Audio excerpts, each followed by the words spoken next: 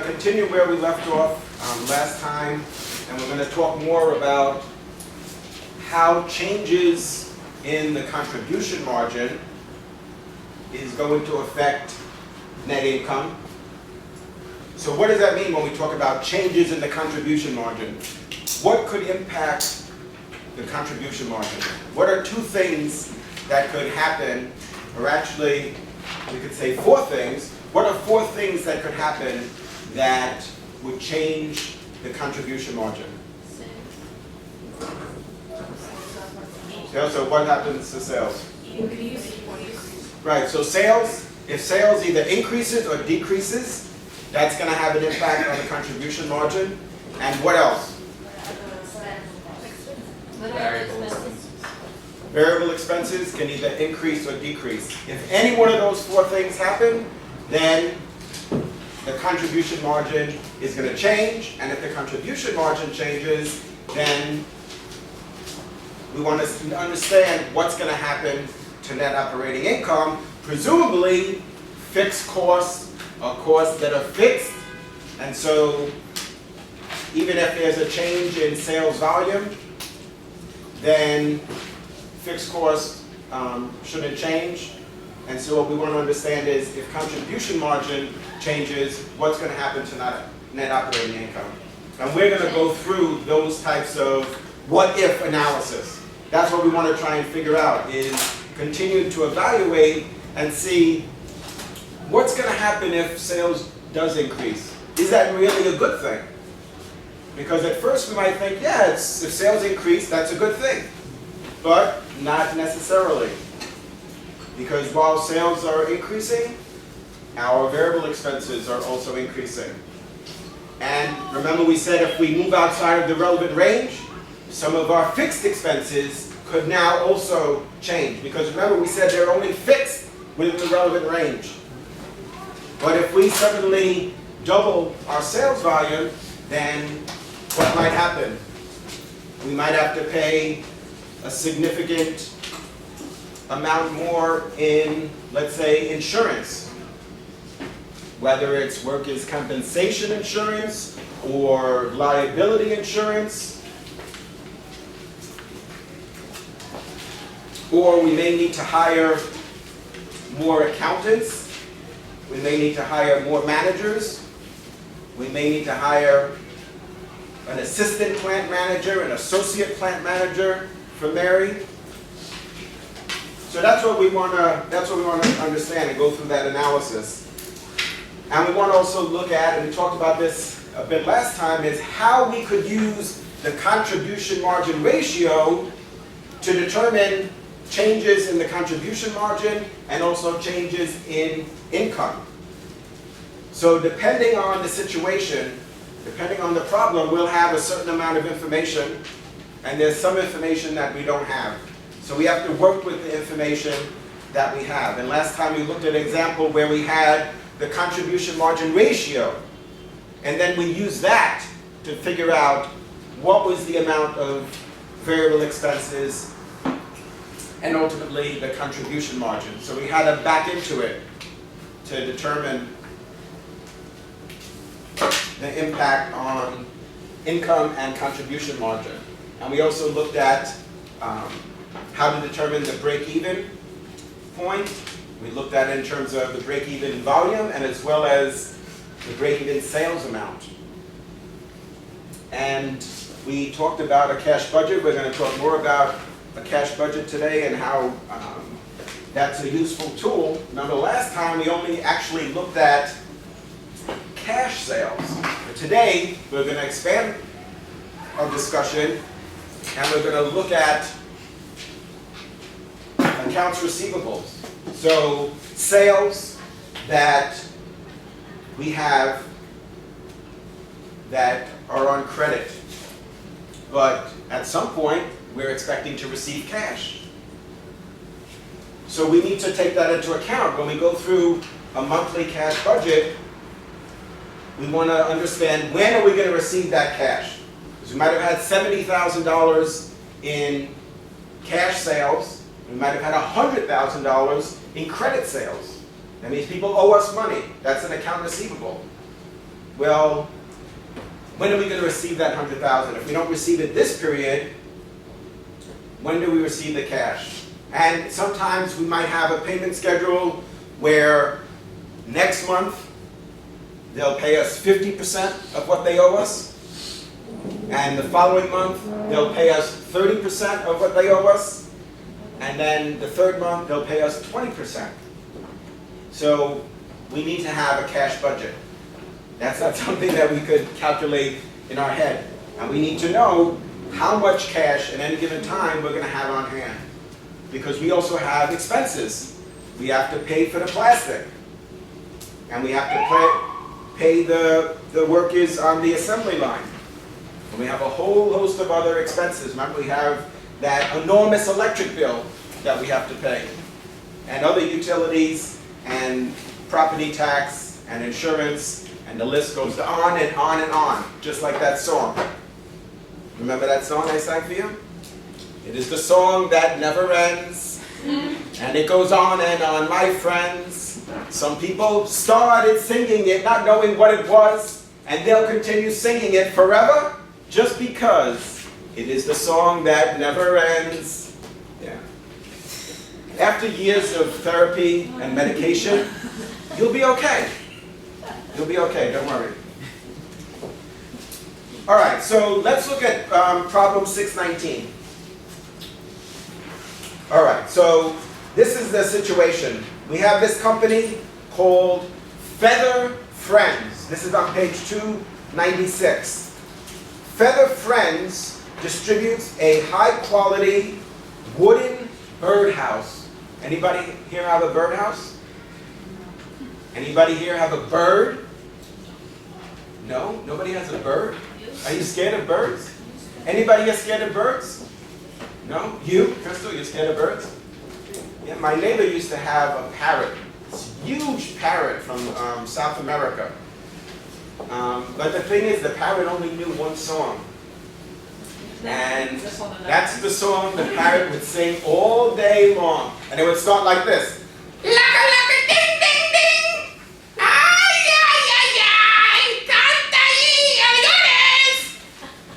Could you imagine? Could you imagine? What, you see what kind of impact that has had on me? Is that unbelievable? Yeah. Yeah, those were the days. So, this company sells wooden birdhouses for Lolita. That was the parrot's name. They even had a name for the parrot. Parrot's name was Lolita. That sells for $20 per unit. That's not too bad. The variable cost per unit, remember last time we had a discussion about total variable cost and also variable cost per unit. Here they're telling us that the variable cost per unit is $8 and the total fixed cost is $180,000 per year. So these are the questions that we need to answer. We need to answer, what is the product's contribution margin ratio? So we need to calculate the contribution margin ratio. Then we're going to use the contribution margin ratio to determine the break-even point in sales, right? In sales dollars. Why do we say that's important? Why do we keep talking about break-even volume? Who really cares? Because remember, at break-even, we say we're not making any money. At break-even, we're just covering our variable expenses and our fixed expenses. So why do we care? Why do we keep talking about this? Why is that so important for managers and accountants?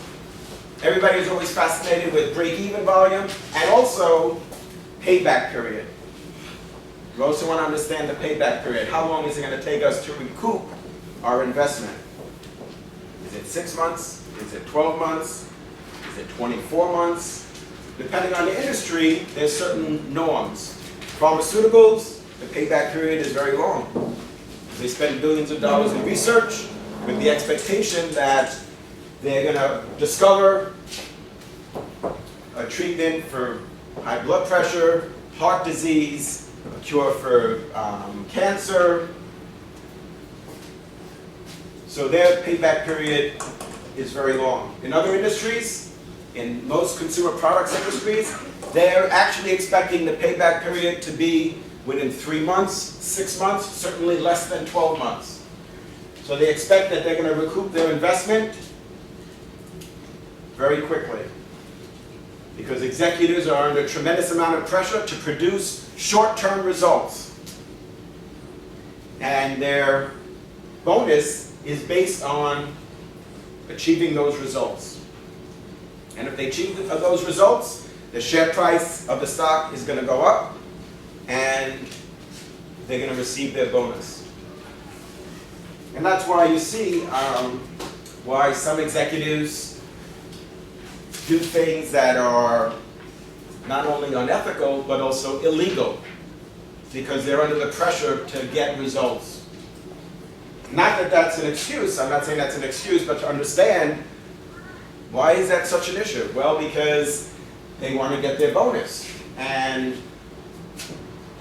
many executives have a variable compensation package, which means that in many cases for senior executives, half their salary is their bonus. So if they have a salary of $10 million, they receive $5 million in cash, and $5 million is their bonus. So if your bonus was $5 million, you'd start to think about creative ways to do things too, because at the end of the year, you don't want to hear you didn't make your bonus. Can you just briefly go over the difference between a payback period and the break-even point? Because I think I constantly get those confused. Okay, so the break-even volume, we could look at it in terms of units or in terms of dollars. So the break-even volume is how many units or how much sales do we need to achieve in order to cover the variable cost and our fixed cost. So it could be, let's say, 10,000 units. In other words, we need to sell 10,000 units in order to break even. And the thinking there is that, as we've seen before, and we're going to talk more about it today, is that for each unit we sell, there's a unit contribution margin. So for each unit we sell, we're generating a certain amount of margin. And that margin is going to cover variable expenses and fixed expenses. That's our minimum requirement.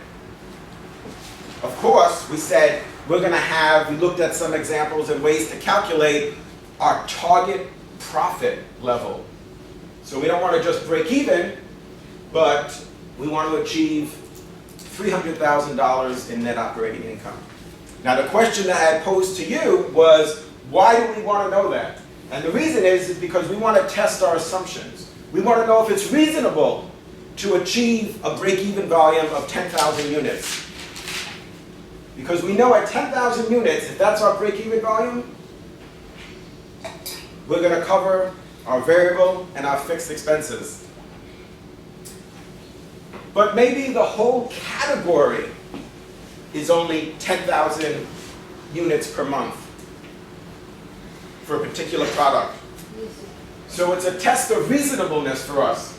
So maybe in some cases, when we're doing an opportunity assessment or a market opportunity analysis, we're going to decide not to pursue that opportunity because we can't achieve the economies of scale necessary to be profitable. So we need to know what that level is. The payback period is how long is it going to take? So one looks at the number of units or the amount of dollars, and the payback period is how long, over what period of time. So one is an amount of units or dollars, and the payback period is the amount of time. And in some companies, they have certain criteria for pursuing opportunities, where they'll say if the payback period is more than 6 months, we're not going to pursue it. Or if it's more than 12 months. Sometimes companies have very unrealistic expectations.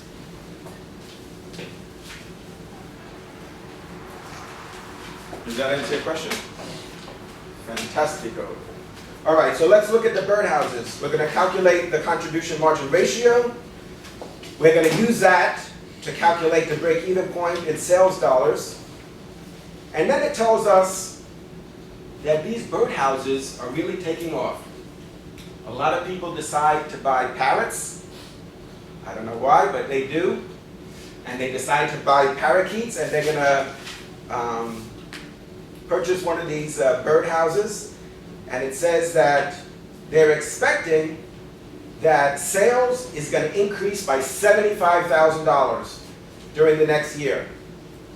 So based on that, they want to know how much will net operating income increase or decrease, assuming, remember, assuming fixed costs are not going to change.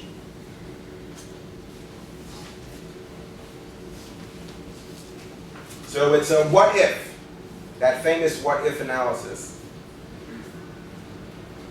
Because maybe, in order to achieve that, remember last class we said, maybe we're going to spend money on advertising. Didn't we say for Olga's company, we were debating, maybe we're going to spend $25,000 in advertising.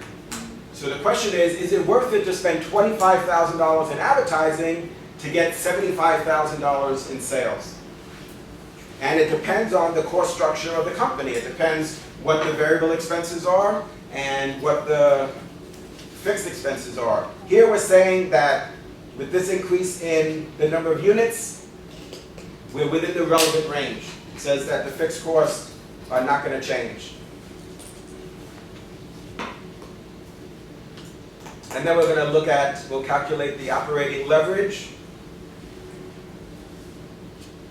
And then the next part says, what if sales increase 20% by next year?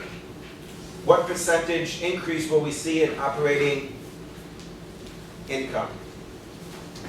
So that's our goal. That's our challenge as managerial accountants. So again, we're looking to the future.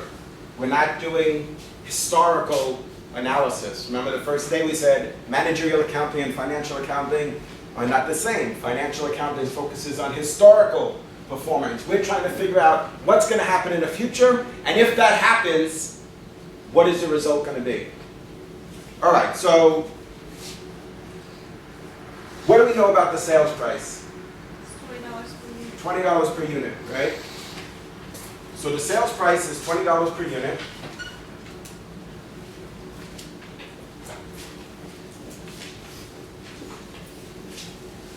Right, so this is at the unit level. The sales price is $20. And that's 100% of sales. And what about the variable expenses? What do they tell us? $8. Right, $8 per unit. And that gives us a contribution margin of $12. So contribution margin, as we said in the past, is sales minus variable expenses, gives us the contribution margin. So now what percentage of sales are variable expenses? 40%. And the contribution margin is, right, so the contribution margin ratio is 60%. This is the contribution margin ratio. So you're going to be able to do this on the exam, right? You can do it. Yes, you can.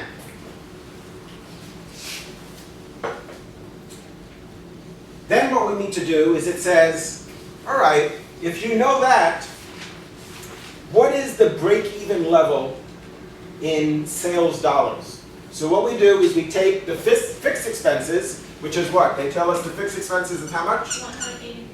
$180,000. And then we just calculated the contribution margin ratio, which is 60%. Everybody see how we got this, right? Because they told us the sales price, they told us the variable expenses. This we didn't know, and the percentages we didn't know. So we calculated the contribution margin. Now that we have that, we could divide the fixed expenses by the contribution margin ratio to get the break-even level in sales, which is what? 300,000. All right, so now who could explain to us what that means? What does that mean if the break-even level of sales is $300,000? Cost covered. Irina, right? Yeah, okay, yeah. Okay. Are you sure? All right, so what is that? What does that tell us? What is this? So our cost covers our, so how much sales we need to cover our costs. Right, so in this case, what we found out is based on these variable expenses and based on what we know about fixed costs, we need to have sales. We need to sell $300,000 worth of birdhouses in order to cover our variable expenses and our fixed expenses. All right, then in the next part it says, they're anticipating that sales are going to increase by $75,000. Maybe we're going to be spending more on advertising. Maybe birdhouses has suddenly become popular. So how do we figure out how much of an increase there's going to be in the contribution margin ratio? So we know the contribution margin ratio is 60%, which means that the contribution margin ratio is 60% of sales. So if we know that the contribution margin is 60% of sales, and we know that sales are going to increase by $75,000, then we know that if we multiply the $75,000, which is the amount of the increase, by the contribution margin ratio, which is 60%, then we're going to see how much of an increase in contribution margin. 45,000. Right. Everybody see what Greg is saying? That's why it's so helpful to calculate the contribution margin ratio, because once we do that, once we understand the relationship between the price and variable expenses, then we could go through and do some what-if analysis. So then we could say, well, what if sales increased by 100,000? What would happen to the contribution margin? Yeah, Greg? Here's a question. The 45,000, that's an increase in net income, or that's an increase in contribution margin? No, that's in contribution margin. Because what the contribution margin ratio shows us is the relationship between the contribution margin and the price. Okay. If in same range, that would be increase in income, because fixed expense, we don't apply fixed expense to the 75. Right, if it's in the relevant range, then, and fixed costs don't change, then what Irene is saying is that it should be the same, a $45,000 increase in net operating income. Well, that's the question. The question is, how much should net operating income increase? Right, so it's the same. So The increase in contribution margin and net operating income is $45,000.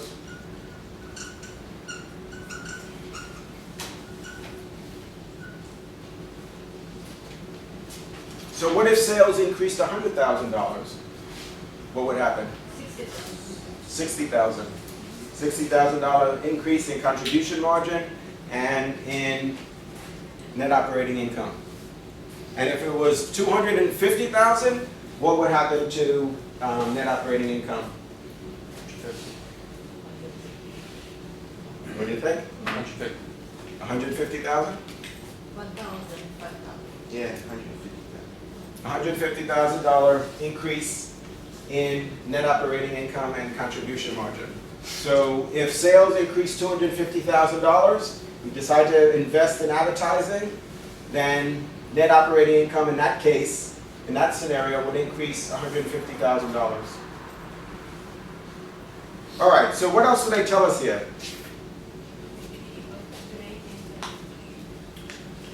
They ask us to calculate the operating leverage based on the information they give us about sales, which is $400,000, variable expenses, which is $160,000, contribution margin is $240,000. They told us that fixed expenses are $180,000, and net operating income is $60,000. So the contribution margin is $240,000.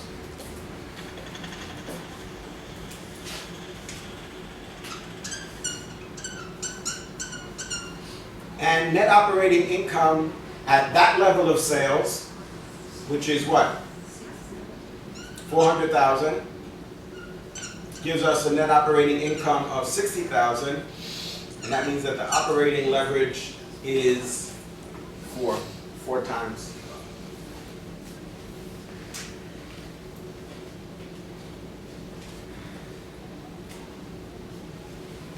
The next part of that question says, the president expects that sales will increase by 20% next year. By what percentage should net operating income increase?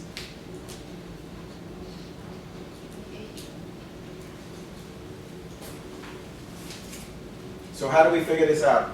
Well, we know that the operating leverage is 4. What does that mean exactly, 4? Go ahead, tell us. What does that mean? What is the operating leverage? What does that tell us about the company? If we know that the operating leverage is 4 times, what does that mean? Go ahead. That contribution margin is 4 times the net operating income. Right, the contribution margin is 4 times the operating income, which is helpful to us. Why? What does that tell us?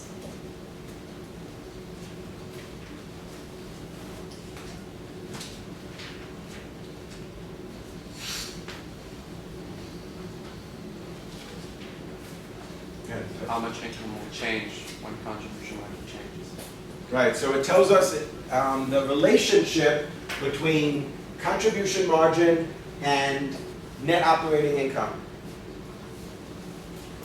within the relevant range. So that's why the next part asks us, what if sales increase by 20%? What percentage should net operating income increase? So we're going to use the information that we calculated. So based on what Zev told us, what we could do is multiply the operating leverage by the 20% increase. That's a 20% increase in sales, which will result in an 80% increase in net operating income. And net operating income we know is 60,000, so 80% times 60,000 is going to be how much? 12,000. No, 48,000. 40.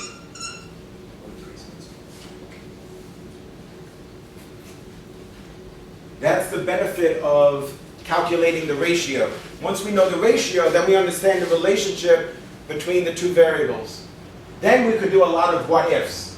That's why that's so powerful and helpful to us as managers, is because once we establish that ratio,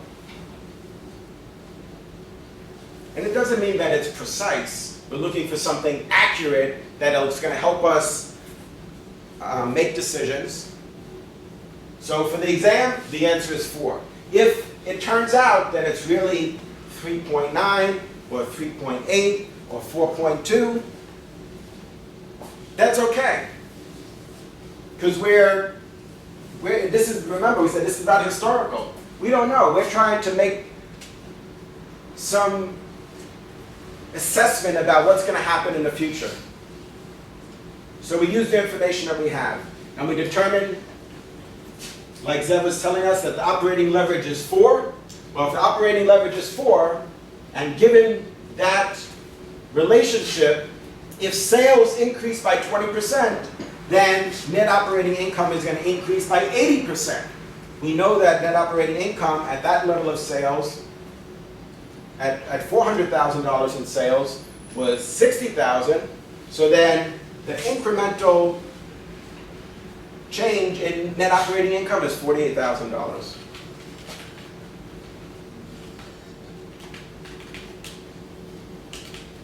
We could look at a 30% increase in sales, 40%, 50%, 60%.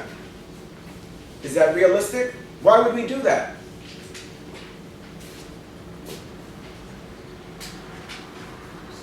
Because remember, Abigail made a proposal to hire more salespeople. Well, we need to make some assumptions about whether or not the sales team is going to bring in enough incremental sales for it to be worthwhile. So we need to make some assumptions about the level of sales that each new salesperson can generate. And if they generate that level of sales, then what impact is that going to have on net operating income?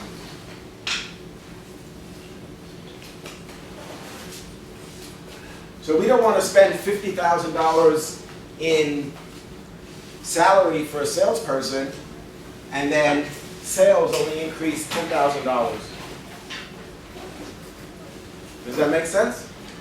Would you want to do that? Would you want to pay a salesperson $50,000 a year and your net operating income only increase $10,000? Doesn't seem like that's the best thing to do. So this is very helpful to us, very insightful. Then we have information to help us make a decision. But at the same time, we're getting suggestions from Odalis to lower the price, and Olga wants to spend money on advertising. So how do we decide? How are we going to make that decision? We need to know that it's the right thing to do. Now remember, we're not looking back now and saying, well, we spent this much on sales, to generate a certain level of sales. When we're in the meeting, people are going to, and Olga suggests, I want to spend $25,000 in sales. In advertising, right? So then they're going to say, well, why? Is it going to make sense to do that? Then Olga says, don't worry, I've already done the analysis. Now, of course, there's going to be some assumptions about how effective the advertising is going to be. So we could look at the best case scenario, the most likely scenario, and the worst case scenario. So we're going to do a sensitivity analysis. And Olga's going to say, in the best case scenario, sales are going to increase by this amount. In the worst case scenario, sales will only increase by that amount. So we're going to be able to make a compelling case for spending money on advertising. It's not that we think, I don't know. We could calculate the operating leverage and determine what is going to be the incremental change in net operating income.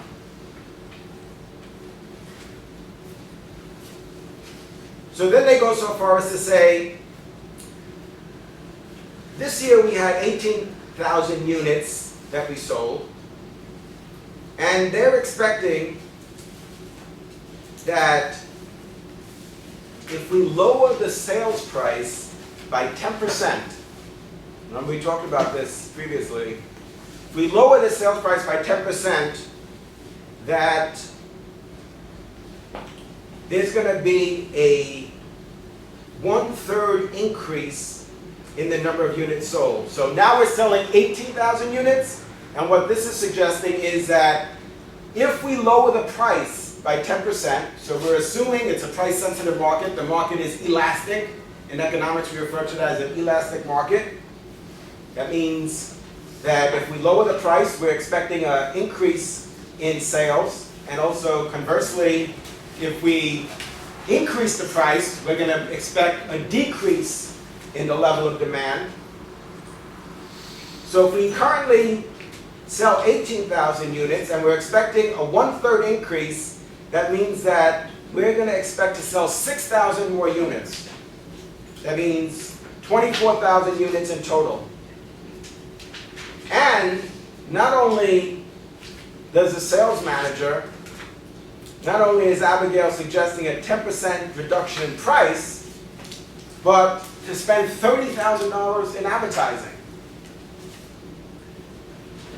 So what we need to do is prepare a contribution format income statement and decide whether or not that makes sense. All right, so let's see what we have. We have 18,000 units that we're selling this year. Based on the proposal that Abigail made, we expect to sell 24,000 units in the coming year. So if we multiply 18,000 units times the price of $20 per unit, then what is the sales going to be? All right, so the sales at present is $360,000. The per unit price is $20. Then what are our variable expenses? How are we going to calculate that? What do they tell us our variable expenses are per unit? $8. And we're going to sell 18,000 units, so that means our variable expenses are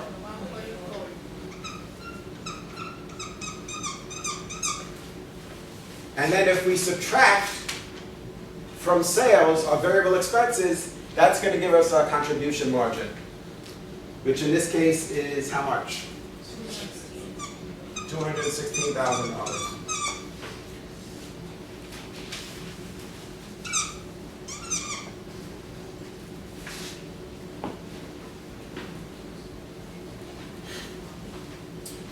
All right, and our fixed expenses, they tell us,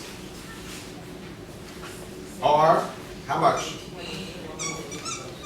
180,000,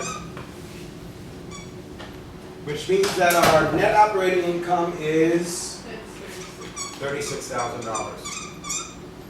So if we sell 18,000 units at $20, then we're going to have a contribution margin of $216,000, which will cover our fixed expenses and leave us with net operating income of $36,000. But now, to help us make a decision about spending advertising and reducing the price, we need to do a contribution format income statement at 24,000 units. So how do we do that? Well, we said we're going to lower the price by 10%. So if we lower the price by 10%, what is the price going to be now? $18. Right, $18. So it was $20, we lowered it by $2, now it's $18. And so 24,000 units at $18 is how much? $432,000. The variable expense per unit hasn't changed, right? Is that what you got? And then the total variable cost? 192. So it's 192,000.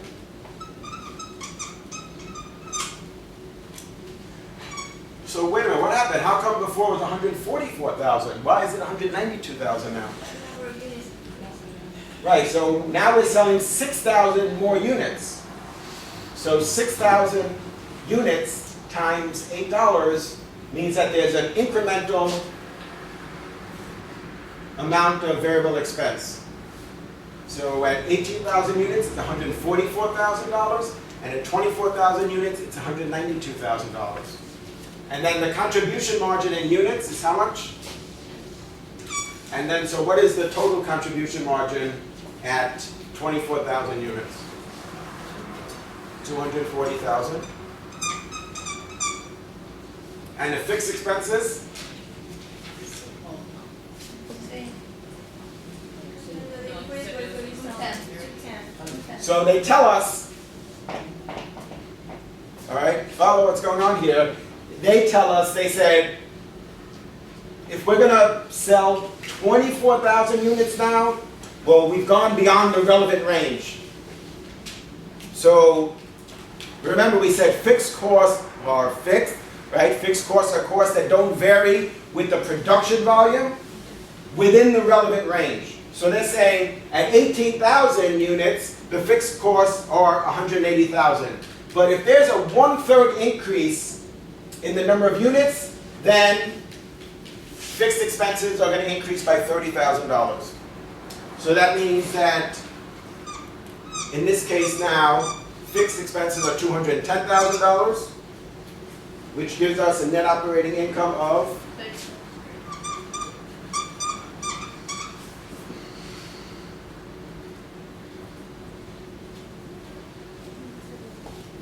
So what should we do?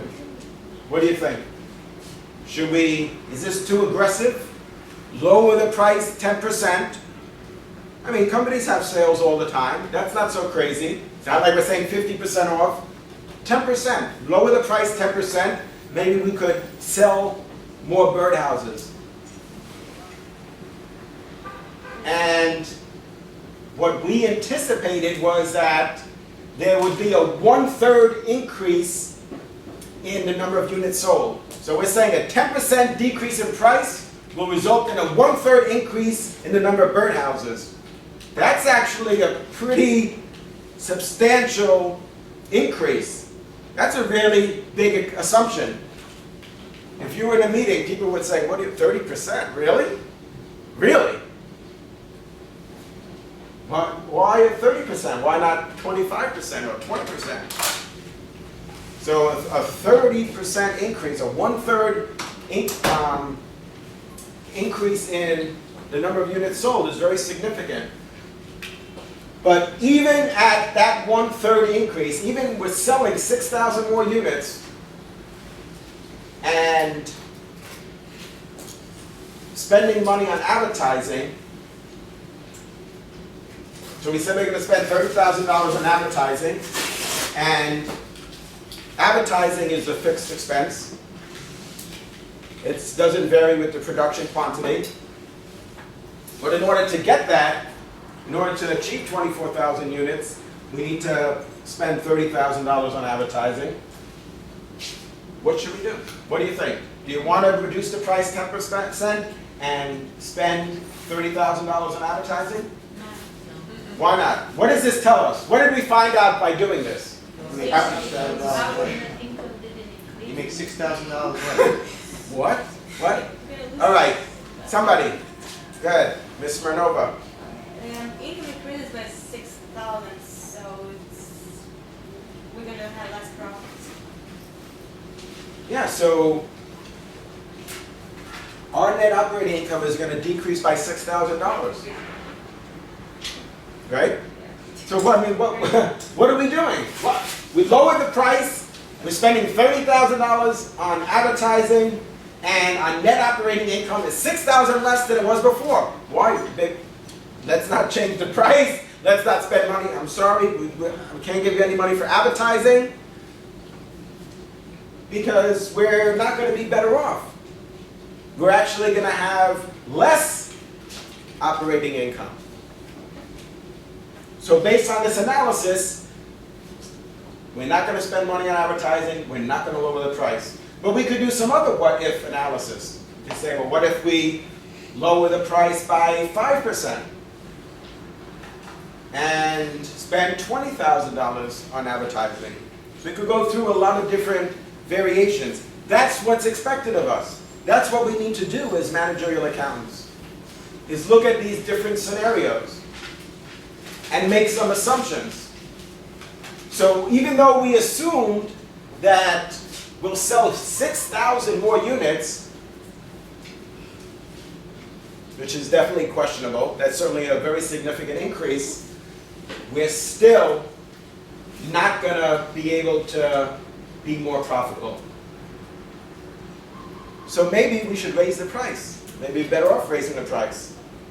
Because maybe we priced it too low to start with, based on our variable expenses and based on our fixed expenses.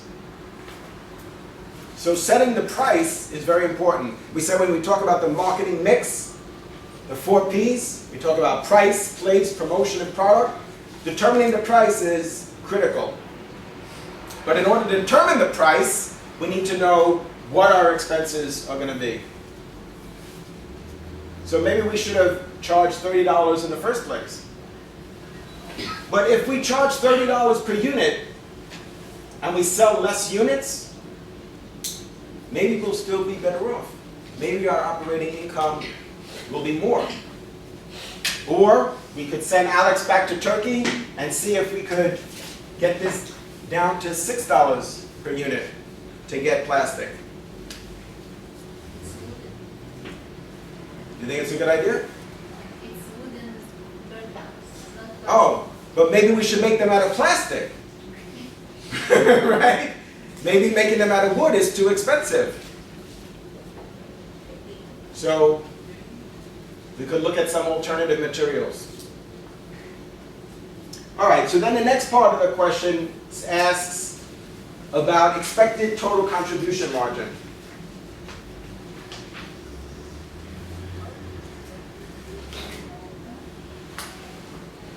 All right, that's part 6. It says, assume that the company sells 18,000 units, and the president said, we're not going to change the price. Instead, he says he wants to give Abigail a commission, $1 per unit. He thinks if we give Abigail more of an incentive, that we'll be able to get more sales. And he thinks that with some increase in advertising, that there would be an increase in annual sales by 25%. So the question is, by how much could advertising be increased with profits remaining unchanged?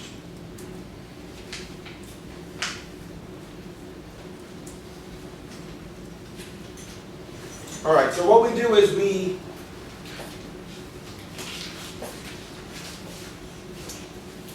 take the 18,000 units and we multiply that by 1.25, which is the 25% increase. Wait, what? And what does that become? 500. 25,000? 22,500. 22,500 units.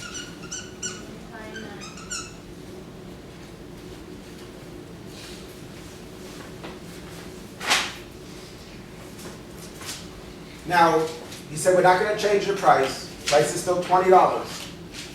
But from the $20, we need to subtract the variable expense, which we know is $8, and then $1 per unit. So for every unit that Abigail sells, somebody on her team, we pay them $1 commission. So that means that our variable expenses are $9 per unit. That means our contribution margin is $11 per unit. And at $11 per unit, at a volume of 22,500 units, that means our expected total contribution margin is how much? 547,500. Right. You know what Siobhan said? 247,500. And what is the contribution margin now? 216, right? We already calculated that as 18,000 times $12 per unit is 216,000. Which means that the incremental contribution margin is going to be $31,500.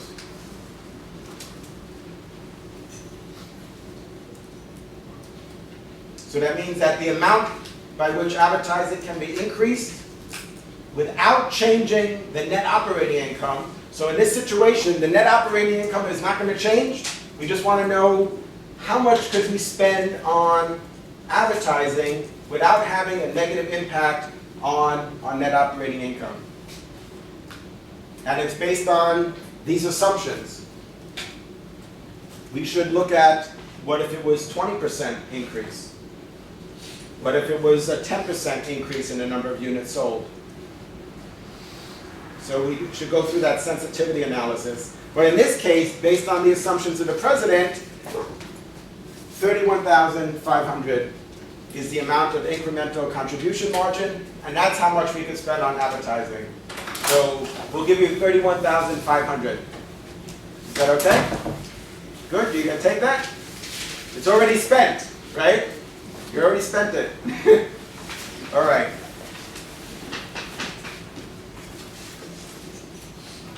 Let's look at problem 718.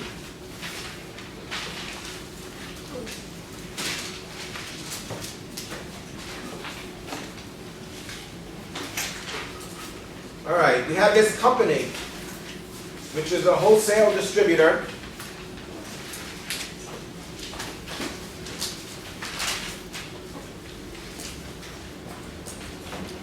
So the company is a wholesale distributor of premium European chocolates. Anybody here like chocolate? Yeah. Chocolate, how could you go wrong with chocolate? The company's balance sheet as of April 30th is shown below. So they have cash of $9,000. So we're looking at the company's assets. The company has cash of $9,000. They have accounts receivable of $54,000, which is an asset. That's money that's owed to the company. And remember, we talked about factoring. What is factoring? What can we do with those accounts receivable? We have people who owe us $54,000. Right, we could sell our accounts receivable. And how much are we going to get? 54,000? No, we're going to get something less than 54,000. So maybe they'll take $5,000 for themselves, and they'll give us $49,000. And then they have the responsibility of collecting on the accounts receivable. Now, sometimes the likelihood of payment is 100%, and in some cases it's less than 100%. So maybe the probability of some of our accounts receivable paying might be very low.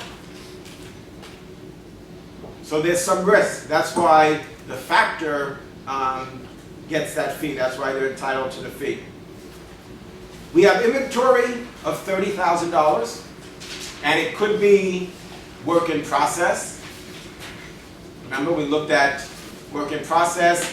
It could be, those partially completed goods. It could be finished good inventory. In this case, they don't make a distinction.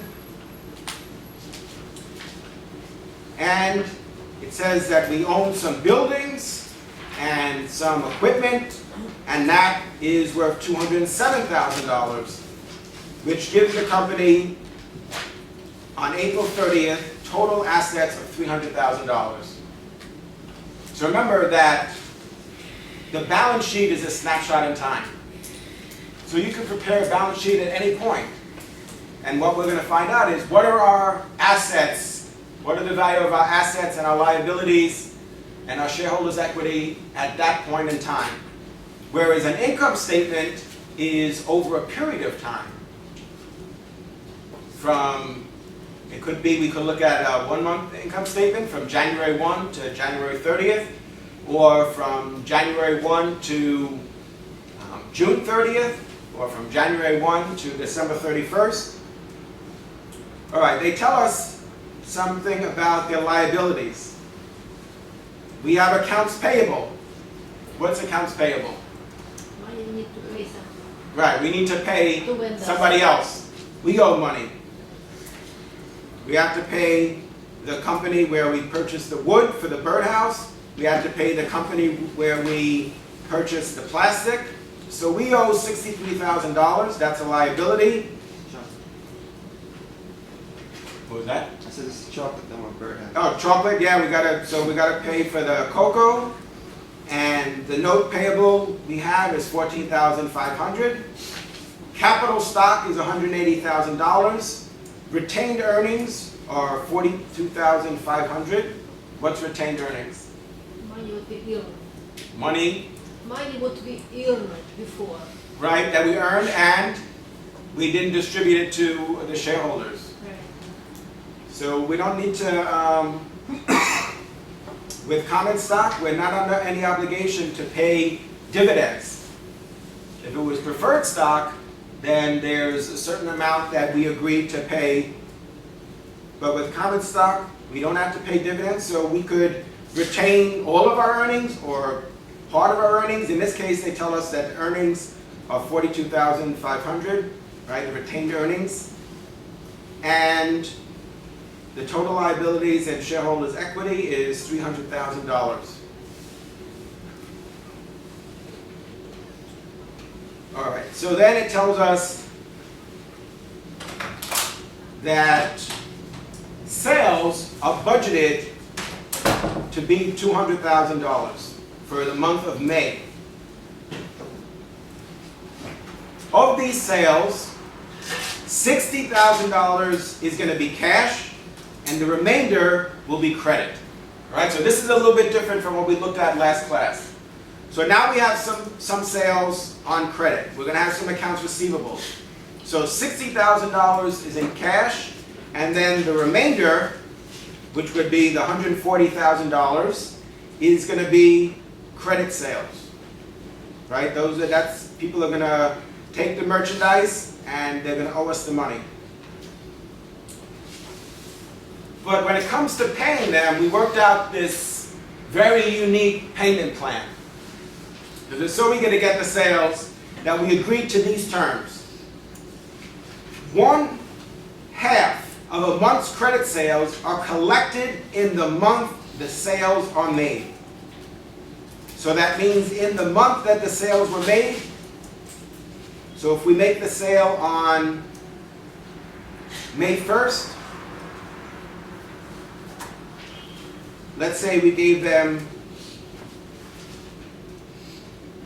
15 days to pay, so they paid us, but we give them 15 days to pay half. So half the month's credit sales are collected in the month that the sales were made. So that means of the $140,000 for that month, we're going to collect $70,000. The remainder is collected in the following month. That means next month we're going to get the other $70,000. All of the April 30th accounts receivables will be collected in May. So what was owed from the prior month, the $54,000, we're going to collect that in May.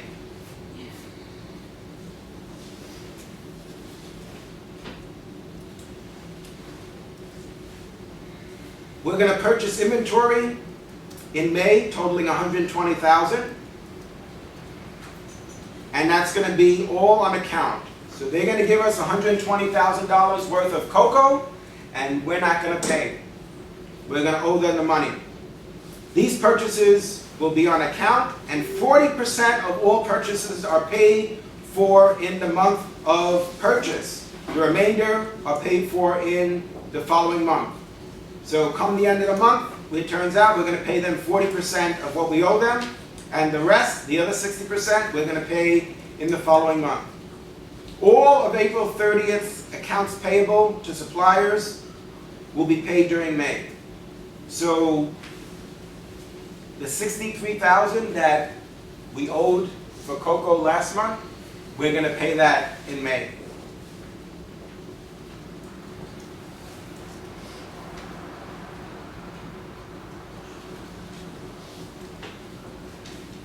And it tells us that the May 31st inventory balance is budgeted at $40,000. Then it tells us that SG&A Selling general and administrative expenses for May are budgeted to be $72,000. All right, so we need to know this because we're gonna prepare the schedule of cash receipts, but we're also gonna do a cash budget. So selling general and administrative expenses for May are $72,000. And these expenses are gonna be paid in cash.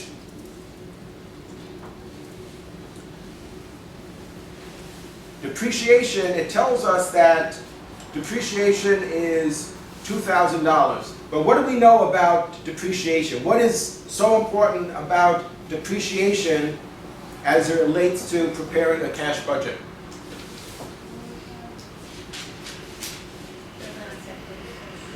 Right, Melissa said, well, depreciation is a non-cash transaction. Now we need to know what our level of depreciation is, right? When we're preparing our income statement, we need to know what the level of depreciation is, how much it is, but we're talking about cash here. So we're not gonna take that into account for our cash budget. All right, but so they give us a little bit too much information here because they want to see that we know that it's a non-cash transaction. The note payable on April 30th will be paid during May with $100 of interest. We got some new equipment, a new refrigerator that cost $6,500 that we purchased in May for cash. And during May, the company is going to borrow $20,000 from the bank and take on a new note payable for that amount. And the note is going to be due in 1 year. So what we're trying to figure out is, what is our ending cash balance at the end of May? So we need to know how much cash are we going to actually have, and the ending cash balance is going to be the beginning cash balance for June. And we're going to have certain expenses in June. We need to know if we have enough cash on hand. How much should we ask to borrow? How much of our line of credit should we use to cover the gap? Because it's not uncommon to have expenses that will exceed the amount of cash that we have on hand. So we're going to prepare a cash budget, and then we're going to prepare a budgeted income statement for May, and we'll prepare a budgeted balance sheet as of May 31st.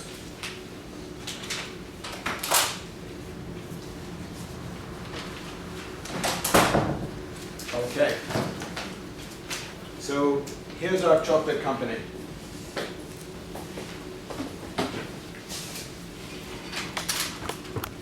So this is our schedule of cash receipts. What did they tell us? Okay, we're looking at our cash sales in May. Well, first remind me, what is our total sales for the month of May? 200,000. And they tell us that 60,000 we received in cash. All right. So we received 60,000. Then what happens? What did they tell us about accounts receivable? They said people owed us some money. How much did they owe us? They owed us $54,000. So far we're doing pretty good. We got $60,000 in cash there. People owed us money. They paid. We received $54,000. And then we had $140,000 of sales that was on credit. So we had 60,000 cash sales, $140,000 in credit sales, which is the $200,000 total sales. But they tell us before the end of the month, right, even though we shipped in the merchandise, before the end of the month, they paid us 50%. So we gave it to them on credit. They were accounts receivable, and it seems like in this case, we told them net 30. So if you pay in 30 days, there's no discount, but in this case, we told them that it's actually only 50% is net 30. So that's $70,000. So we received $70,000 there. So how much is our total cash receipts? $184,000. That's our total cash receipts. So all of this is cash. This was credit sales, but 50% of that, before the end of the month, they actually paid. So we have $184,000 in cash that we received. Then what happens? Then they tell us that we had accounts payable. We owed some money. How much did we owe? What was our accounts payable? $63,000 is our accounts payable. So these are our payments. So we had to pay $63,000. That was the accounts payable balance as of April 30th. And then we purchased $120,000 worth of cocoa. So we purchased $120,000 worth of cocoa, which at first we didn't pay for, it seems, but before the end of the month, we paid 40% on account. So we paid 40% of the $120,000, which is $48,000, which means our total cash payments are how much? $111,000. All right, so this is our schedule of cash receipts. What we're going to do now is we're going to look at the cash budget.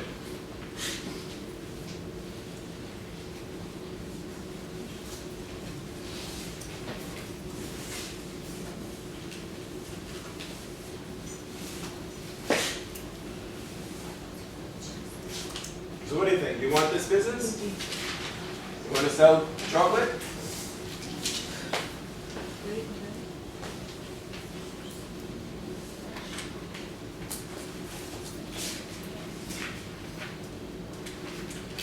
All right. So this is the company.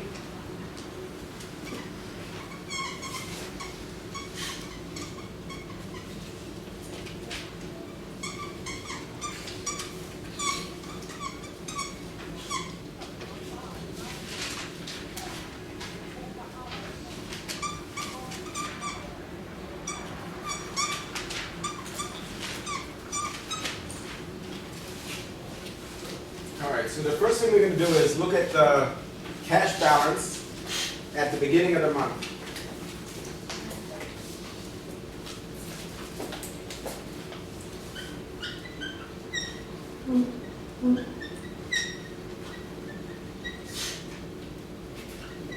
So how much cash did we start with? How much cash did we have at the beginning of the month? $9,000.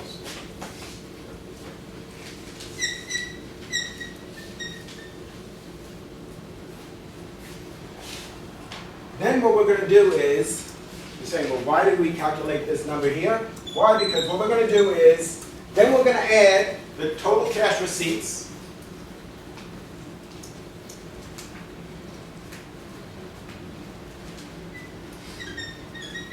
which is $184,000.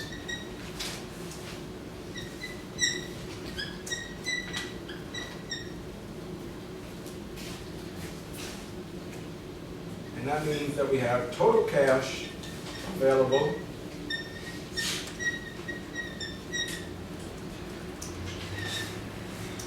of $193,000.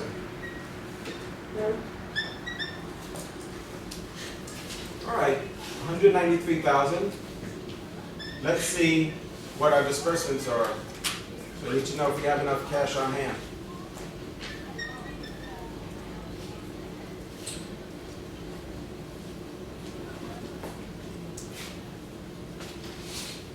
Total cash payments, $111,000.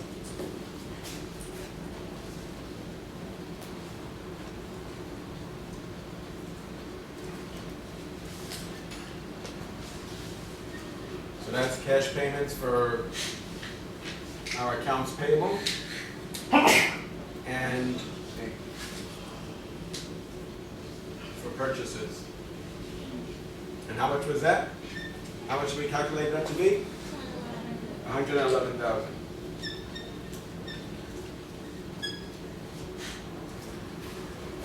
They tell us that there's some selling general and administrative expenses, SG&A. How much is that? How much is the SG&A? 72,000. We purchased some equipment. Apparently we're gonna need a new refrigerator. And that's gonna cost us how much? $6,500. And so our total cash disbursements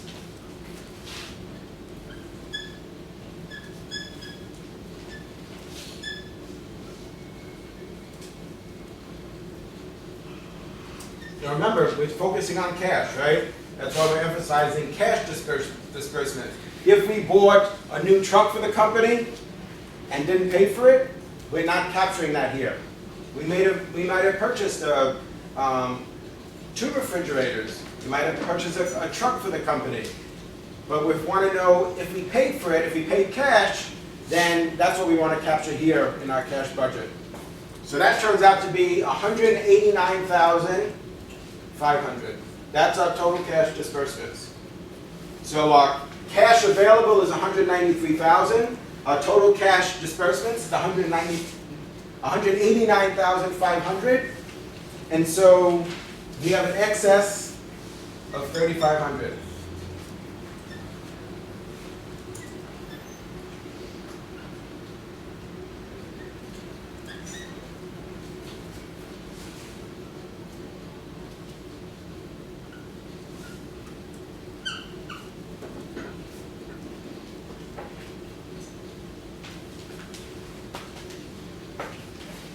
But we're not done.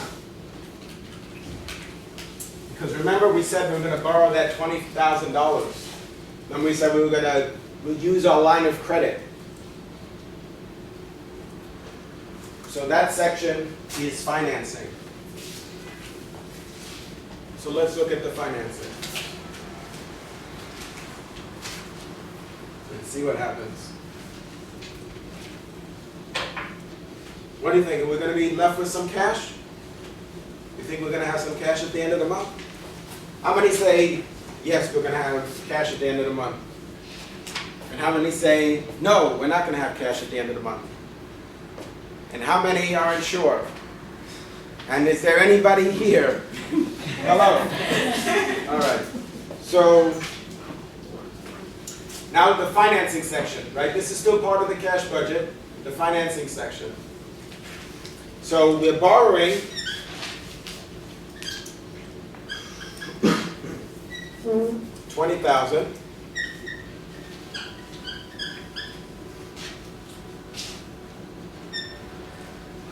But we had already owed money.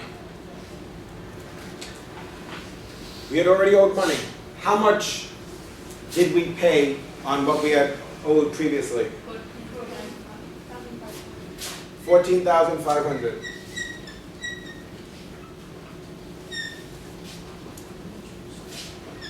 And they also tell us that we paid some interest, which was $100.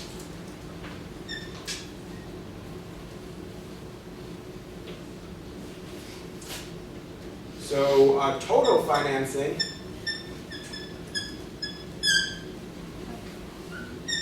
is $5,400.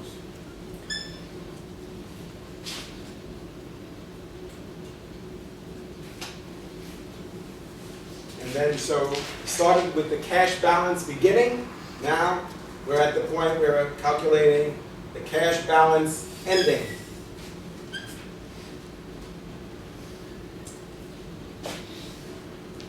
We had cash available of $193,000.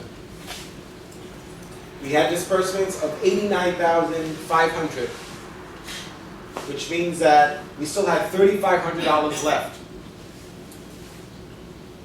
We borrowed 20,000.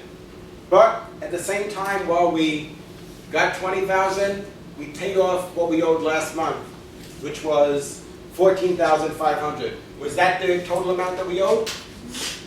Yes, so we paid what we owe, 14,500.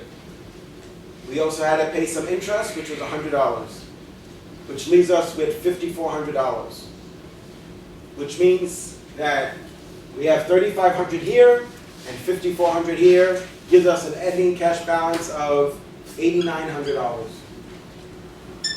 That's the cash balance at the end of May, $8,900.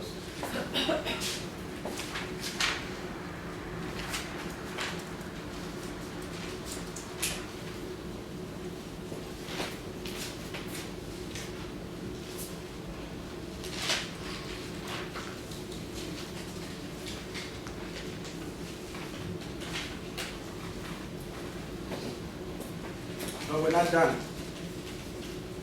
Then, what we're going to do is prepare our income statement. We're going to prepare our income statement and our balance sheet.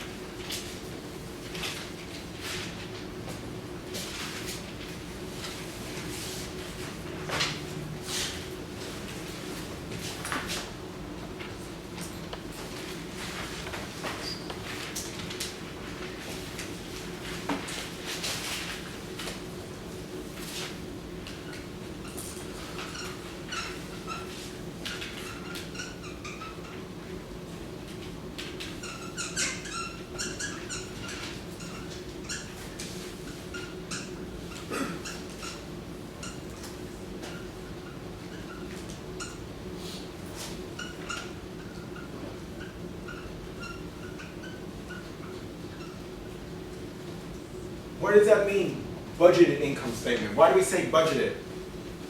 This is what we want to do, this is how we plan. I hear somebody's voice. A little bitty voice. This is what we planned. It's not what's actually going to happen, might not happen, but this is what we want to do. So that's our target, that's our goal. This is not actual. This is not, we're not doing financial accounting. This is not, we're not evaluating historical performance. This is based on our budget, what our plan is, our goal, our target. So it's helpful for us to go through these types of pro forma financials. What is our target for sales? What did we say that was? $200,000. And remember, previously we said two important line items on the income statement is the cost of goods sold and selling general and administrative. Remember, we started off looking at that early in the semester. Cost of goods sold, which very often we abbreviate as COGS. So we have beginning inventory.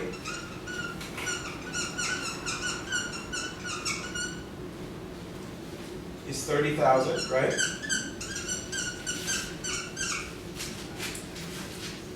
And we made some purchases. How much did we purchase? 120,000. Now remember, this is not the refrigerator, this is inventory. The refrigerator is equipment. This is inventory, so presumably it was cocoa or cocoa and caramel.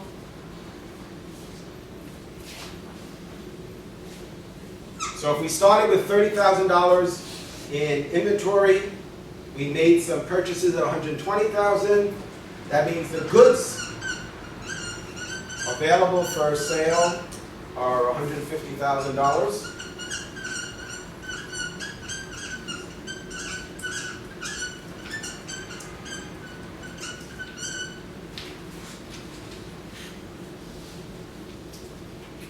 We we know that the ending inventory, remember we have to back into this a little bit.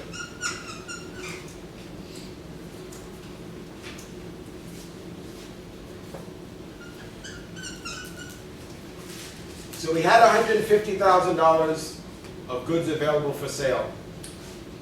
And we had inventory at the end of the period of $40,000.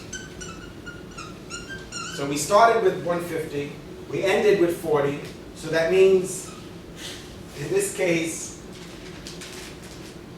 the cost of goods sold is 110.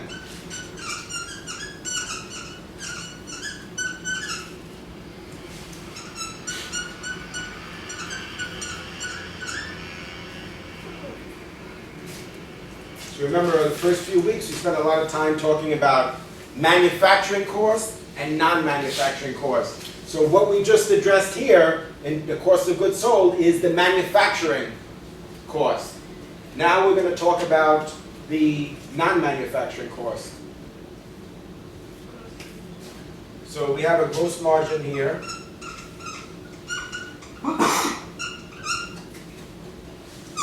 Of 90,000.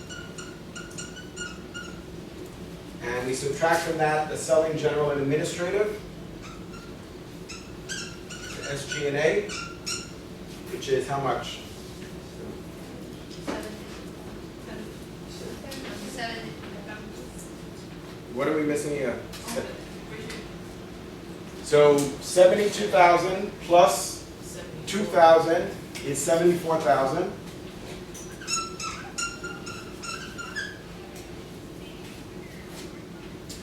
Which gives us net operating income of 16,000.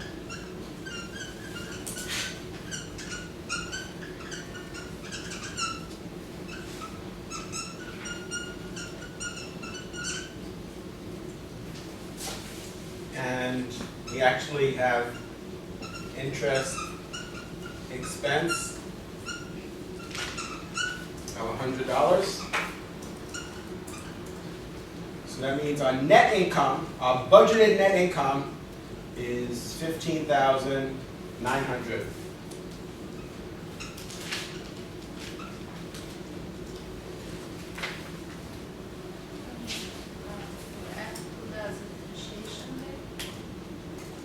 What was that?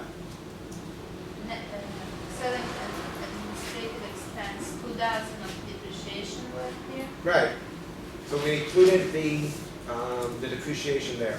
Because now we shifted from our cash budget. We said at that point, we're not going to include depreciation because depreciation is a non-cash item. But now that we're doing our budgeted income statement, it's acceptable according to GAAP. According to GAAP, it's acceptable to subtract the depreciation. So we include, in this case, we're including the $2,000 in depreciation as part of SG&A. So that gives us $74,000.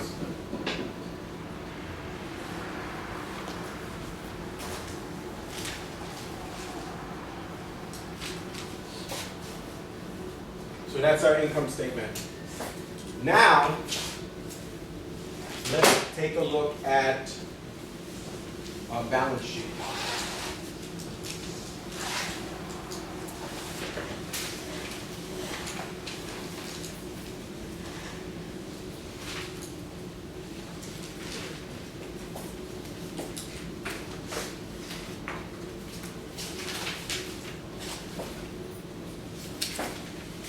So this is our budgeted balance sheet.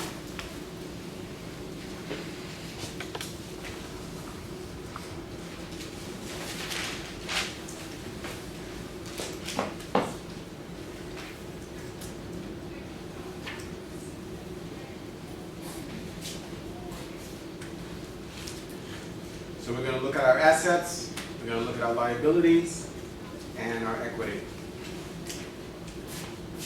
And this is as of May 31st. This is what we're budgeting. So this is what we think our balance sheet is going to look like on May 31st. And we're going to use that to make decisions. So these are our assets.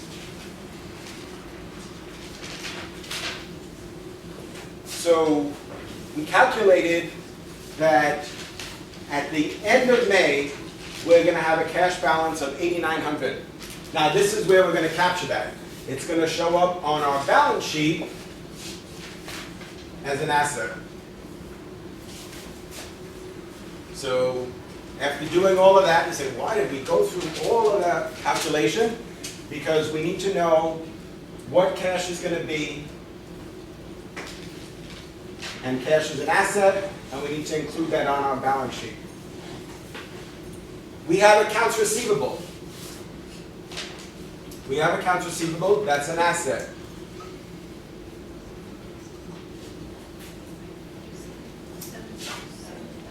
In this case, it's going to be $70,000. How did you get that? How do we know it's $70,000? Why isn't it $140,000? After that, 140. Right, they told us they were going to collect 50% of the account receivable. Then we have inventory. How much is our inventory worth? The inventory is an asset? 40,000. Remember, this is budgeted. This is what we expect at the end of May. Then it gets a little interesting, right? Then we're going to look at our buildings, our equipment, and depreciation. So what is the value of our building? 7 minus 2,000. 207,000. And what about the equipment? Right, plus $6,500. We bought that new refrigerator. Right, Siobhan, right? Minus $2,000 for depreciation. So that gives us a total of $211,500. $211,500. And so our total assets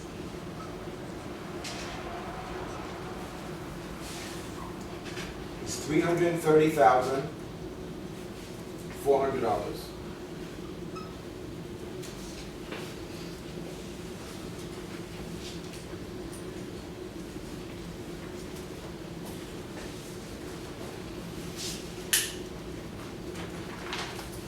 Let's look at our liabilities now. Our liabilities and our equity.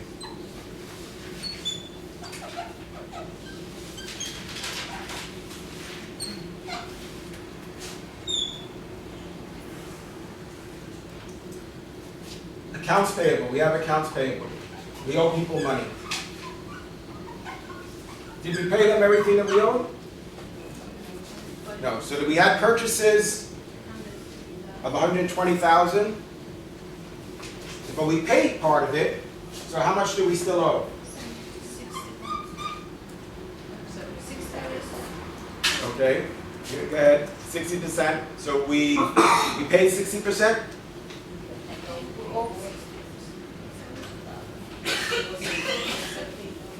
Right. We still owe $72,000. You want to, Siobhan, tell us how you got that. Why do we still owe $72,000? We purchased $120,000. We paid 40%, loan for it, we paid 40%. So the 120 times 40%, and then take 50. So remember when we did the cash budget, we saw that 40%, remember we paid that $48,000. We paid 40%, we still owed 60%. The 60% is $72,000. And then, remember we had that note. Last month, how much was the note? $14,500. In April, we owed $14,500 on the note. But then we paid that. And we got a new note for $20,000.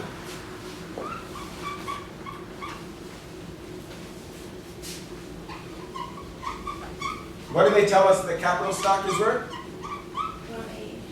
180.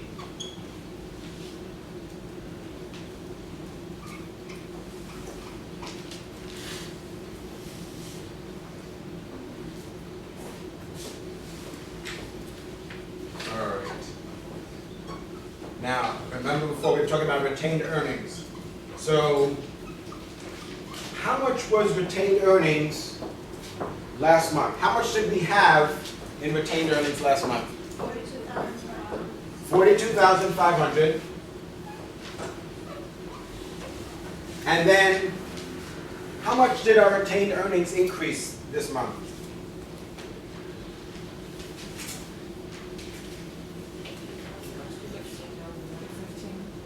Right? Siobhan said an increase by 15,900. You want to tell us, Siobhan, how you got that? I don't know if I got it the right way. I just- Nothing. So back already. Our net, What was that? our net income. Right, right. Our net income is 15,900. Right, so I said before about common stock, I said, we're not obligated to pay dividends. So the 42,500 could have been our total earnings. We're not obligated to pay dividends. And in this case, we're assuming that we didn't pay dividends. We went through that, the cash budget, and we did our income statement here, and our net income, sales minus, of course, the goods sold, minus the selling and general and administrative, minus the interest expense, leaves us with 15,900, and we decided we're not going to pay any dividends. So we're going to keep that as retained earnings. That's 15,900. The balance in the account last month was 42,500, so that gives us 58,400 in retained earnings. And let's hope that these two numbers are the same. Total liabilities, so total liabilities plus equity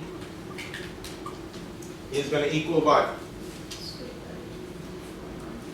Which is the same as our assets. Whew. That's a relief, right? That means we did something right. So our total liabilities plus our equity must equal our assets. So total liabilities plus equity is 330,400, and our total assets are also $330,400.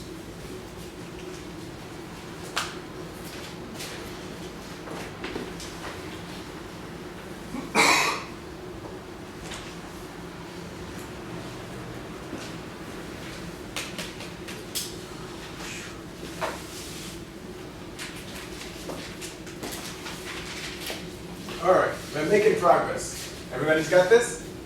We're not done yet? Done? No, we're not done. What? Is it midnight already? What time is it? No, we can stay till midnight. You can't stay till midnight? Yeah. Come on, don't you want to get your money's worth? I'm gonna learn. All right. What about this? You got this? Here we go. All right.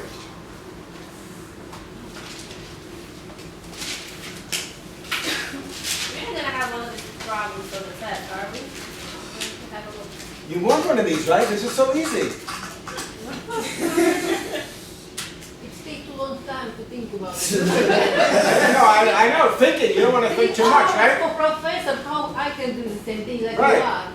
Right. So the more you do it, I the can easier it do is. 2 hours and I have 40 exercise. It's impossible, you know. Let's just say even if you know how to do everything, Exactly. you gotta get it in the right order after that. You don't have And you gotta time. get it in this. You want to be an accountant, right? Yeah, well, not, you know. Yeah. That's why I'm here, I don't know if I want to be.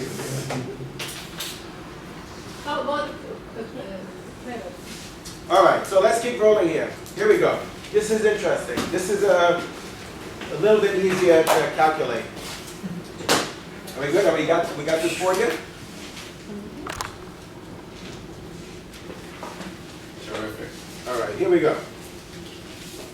This is going to seem really easy compared to what we just did. All right? Everything's easy. Here we go. This is the story. We have Bel Keys, right? Bel Keys has a company. and 50% of her sales are cash and 50% are credit.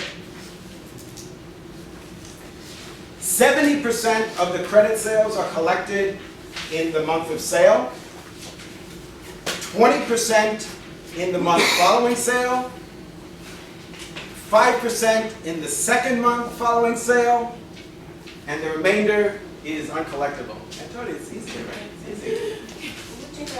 Have it through? What problem number No. is that? No. No, so let me repeat it.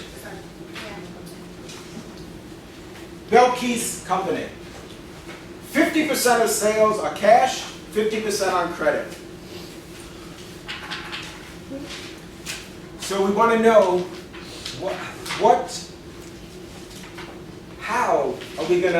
how much of the credit sales are we going to collect in a given month? So we're told that in the month of sale, so we give them credit. In the month of sale, by the end of the month, they pay us 70%. In the next month, they pay us another 20%.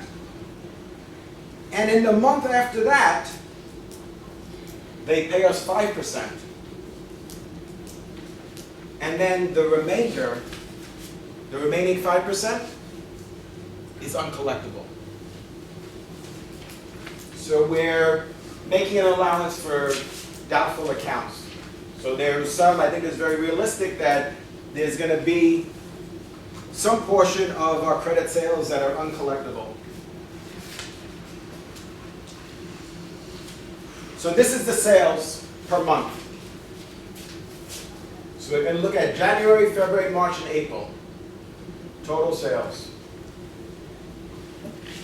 January, February, March, and April. All right, it turns out that Belkey's has actually a very nice business going here. In January, she has $100,000 in sales. In February, she has $140,000 in sales. In March, sales are $120,000, and in April, sales are $160,000.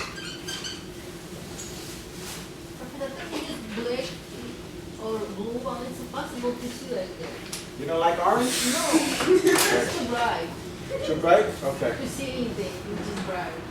Okay. So we'll use blue. Is blue okay? Yes. What about green? I don't know, but I did not see yet. Let's see what green looks like. I need some experience to make decision. Let's stay with the blue. Let's see if this is any darker. It's a little darker. We'll switch to that. Is that okay? All right. So what we need to figure out is what are the total cash receipts in April. All right, so this is fun. You ready? You'll be able to do this on the exam. This is really fun. It makes you think. This is good, a good way to strengthen your critical reasoning skills. All right, so just take it step by step. April. In April, we have credit sales and cash sales. Now, how much are we going to collect in April? How are we going to figure this out? All right, so for April, we have $160,000 in sales. How much of that is on credit? 80. Right, so we have $160,000 times 50%. That's the $80,000. That's how much our credit sales are. And then, remember, this is all cash. We're talking about cash here. That's what we're trying to figure out, is cash. How much cash we're going to collect. 50% of the $160,000 is credit sales, and 50% of the $160,000 is cash sales. So this is $80,000.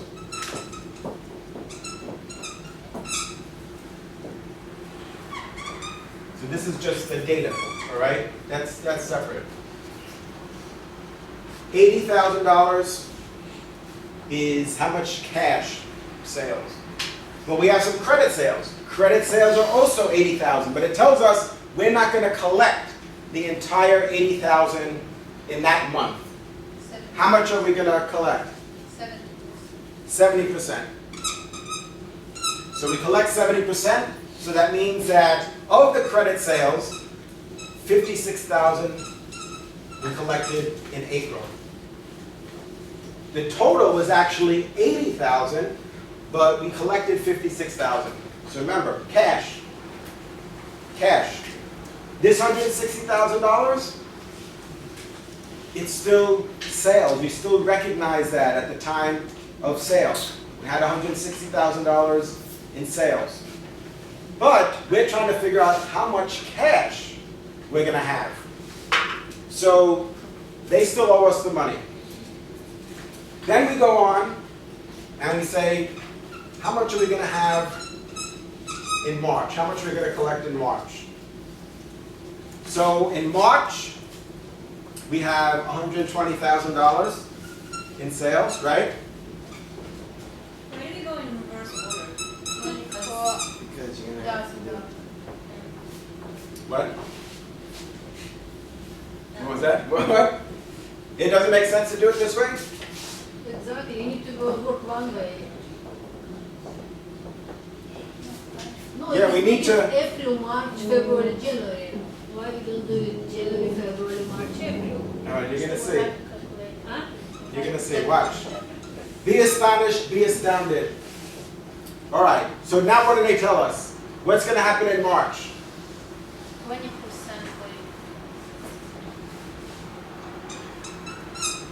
And how much is that? for the 10 plus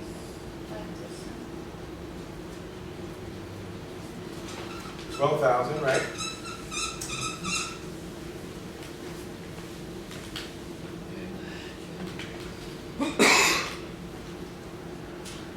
So what we're trying to do is we're trying to calculate how much cash we're going to collect in April. So we're going to start with April, and then we're going to work backwards, because then we need to figure out how much of the sales from January are we going to collect in April. So you see how this makes sense? Why is it, you see why this is not 70%? Why? Well, based on what they told us. Because 70% they pay, say. Right. 70% is, they paid that in March. We're trying to figure out here, April. We're trying to figure out cash receipts in April.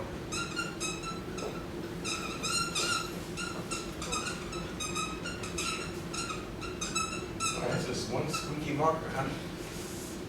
It's better than chalk. That's not good. So in April, we're going to receive $12,000 of sales that we earned in March. Then what about February? What about for February? Not in February, but for February. So for February, we had $140,000 in sales. How much of that did we receive in April?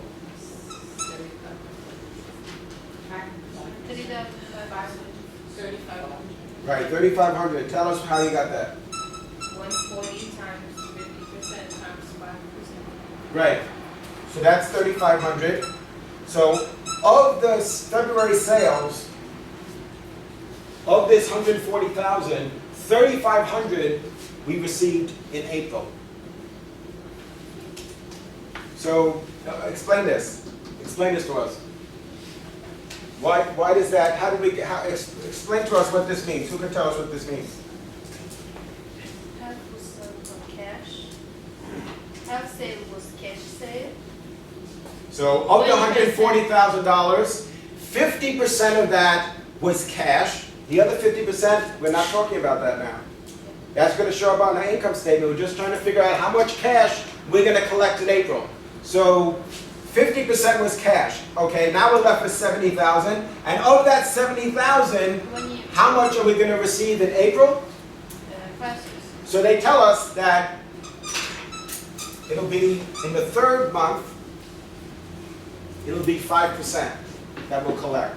So that's $3,500. The other 5% is uncollectible. Now, what about from sales in January? Anything? No. Nothing, right? Because we said in this month we received 50%, in this month 20%, in this month 5%, and then in April there's nothing left to collect. Well, there is 5%, but we're going to write that off. It's uncollectible. So the total cash receipts for April is $151,500 plus one squeaky marker.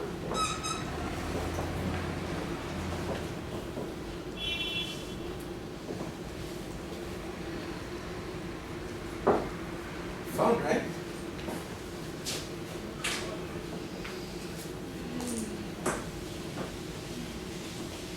So we need to calculate this so we know how much cash we're going to have in April. How are we going to pay Melissa's salary? How are we going to pay Greg's salary? How are we going to pay Vladlena's salary? How are we going to pay Crystal's salary? Because they're not. Are you going to give us an IOU? When it comes payday, we'll just say, well, we'll just owe you the money. No, you want to be paid in cash. As soon as you get the check, you're going to go to Citibank and you're going to want to cash it. And the money has got to be there. It doesn't matter that you own buildings. It's good if you own buildings. You have $5 million in real estate. Great. But we need cash to pay salaries. So we need to know how much cash we're going to have, and if it's not enough, like we saw, we're going to have to borrow. We're going to have to get a line of credit and borrow to make up the difference. But we can't just wait to payday and say, oh gee, we don't have enough money in the account to pay these salaries, to pay the electric bill, to pay the property tax, to pay the plastic supplier, to pay for the chocolate. We have to anticipate what that is. And sure, there's going to be some margin of error. And so it's better to borrow a little bit extra if we can. So, if we go through this analysis and we think that we need $15,000, then probably try and borrow at least $20,000. Because we might have some unexpected expenses. You might have to bring in a consultant and pay them $10,000 or $5,000. So that's why it's important to do that. All right, here's another fun one. What we're going to do here is we're going to calculate the number of units that must be produced during the month. So the question is, how many units do we need to manufacture? Because we want to make sure that we have enough to meet demand.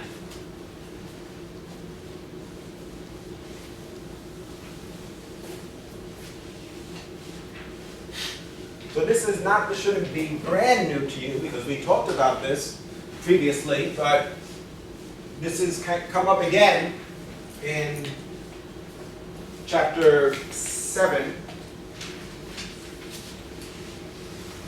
All right, so this is the situation. You guys ready? You sure?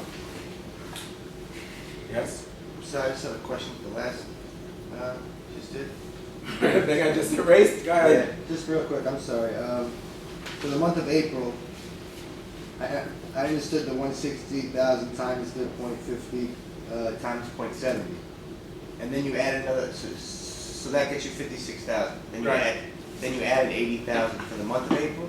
Right, because we had a total sales of 160,000. 50% of that was cash. That's 80,000. The other 50% was on credit, but then they paid us before the end of the month. They paid us 70% of what they owed us. So shouldn't it be another 56,000 then? No, because we had 180,000. It was 180,000, It was right? 160 for 160, 160,000. 50% of that was cash, 50% of that was credit. So 50%, we got 80,000. Those were cash, we didn't do any credit, they paid us cash. So right away we collected $80,000 Well, no, it says 70% of them is collected in the month of sales. for credit sales. So they make a distinction between cash sales and credit sales. It says 50% of the sales are on credit and 50% of them were cash. So the 50% that was cash, we collect that. They paid us in cash. They paid whatever it was $80,000, they paid us $80,000. But the credit sales, which was 50% also, that was $80,000, but they didn't pay us everything that they owed us. So our credit sales were $80,000 that month, but we only collected 70%. So the original question was how much is the credit? No, the question was, what was the cash, the total cash received in April?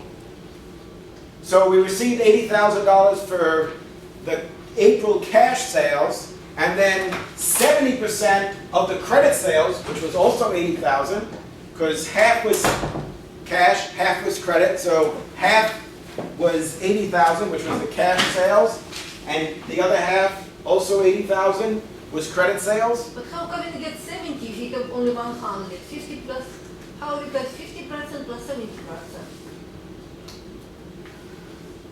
Then what's We got payment, right? From Right. customers. He's going to pay us cash 50% and then should be pay us credit 50% later on. But now I see we have 50% in the cash, I accept that. But how will we get 70% in cash we will pay All right. if we have only 100% together? So we have credit sales, and we have cash. It's 163, it's 160,000. 60,000, 160,000, okay, 160,000. 50% was credit, 50% was cash. So that's 80,000. So on credit, we sold $80,000, and cash, we sold $80,000. That's $160,000. The cash of this $80,000, they paid cash, so that's 100%. So that's $80,000. But we also had $80,000 in credit sales. They didn't pay us everything they owed us. All right, so we had $80,000 in credit sales, but they only paid us 70%. They said, look, we gotta try and sell the chocolate first so that we could pay you. So they said, give us a little bit more time. We'll pay you 70% now. And then next month, we'll pay you 20% of what we owe you, and then the month after that, we'll pay you 5%. So that's something that you could negotiate. That's not, like any kind of standard accounting practice. It just so happens, I don't know why they, it's a pretty complicated payment schedule, but that's what they agreed to. So of the $80,000 in credit sales, right, at the time, it was credit. It was $80,000 in credit sales. But by the end of the month, they paid 70% of what they owed. But the question is how much cash receipts, so why are we even looking at the credit? Because this part is no longer credit. They owed us 80,000, now they paid 56,000. Oh, it becomes cash once it, Yes, Right. because we need only Gotcha. cash, we don't need credit to count. gotcha. Right. So it was on credit. We gave them the merchandise on credit. We shipped them all those boxes of chocolate. $80,000 worth of chocolate. They didn't pay us. We shipped it to them. We gave them credit. But then before the end of the month, before the month closes, they said, we're going to pay you 70%. So they paid us $56,000. Well, we had the $56,000 cash that they paid us. Right, that was originally on credit, but now they're paying off part of what they owe, and we have the 80,000 that was already cash, Gotcha. and so that's the discrepancy in my mind on what books going. right. Perfect. Everybody got it?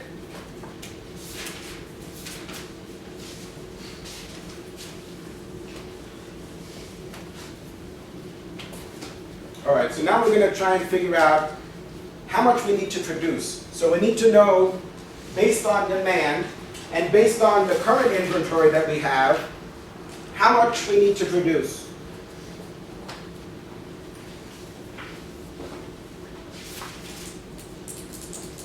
All right, so this is the situation. Greg's company. Greg's company plans to sell 48,000 units during the month of April. So Greg is expecting to sell 48,000 units during the month of April. That's the budget. That's our target. But the company already has 10,000 units. We already have 10,000 finished good units in inventory at the beginning of the month. And plans to have 8,000 units on hand at the end of the month. So at the end of the month, the goal is to have 8,000 units on hand. So we're going to sell 48,000 units. We have currently beginning inventory of 10,000 units. And at the end of the month, our goal is to still have 8,000 units on hand. Because remember, that ending inventory is going to be the beginning inventory for the next month. So we don't want to start off the month with no inventory. We need to have inventory to meet demand. Because it's going to take us time to produce the units that we're going to need. So in terms of units, this is what we have for Greg's company. Greg is expecting to sell 48,000 units.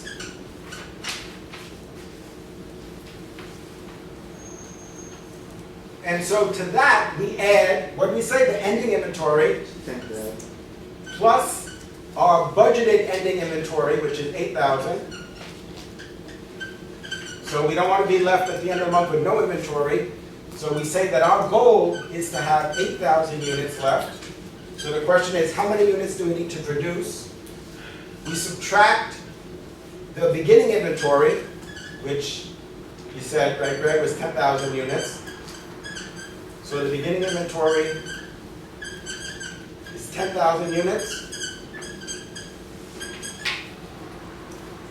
That means that the number of units that we need to produce is 46,000 units. That's what we're trying to figure out. How many units do we need to produce? We know that our budget is to sell 48,000 units.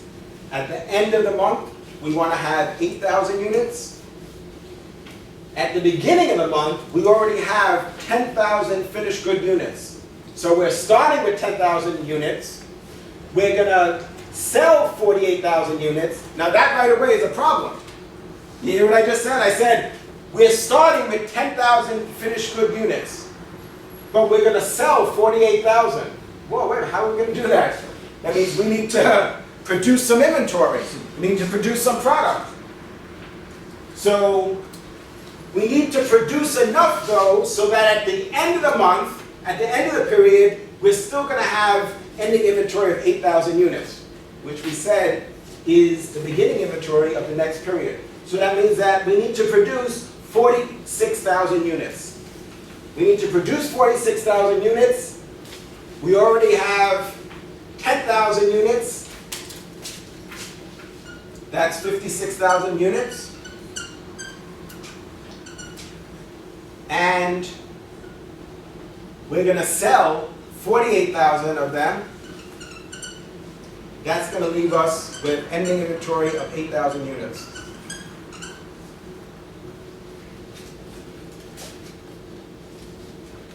So we need to have a budget. We can't guess in terms of how many units we need to produce. That's a strategic decision. That's something that we need to decide. How many units are we going to produce? So we first need to understand how much inventory we have to start with, how much inventory we want to have after the smoke clears, right? And how many units we're planning on selling. And then we could calculate the units that we need to produce.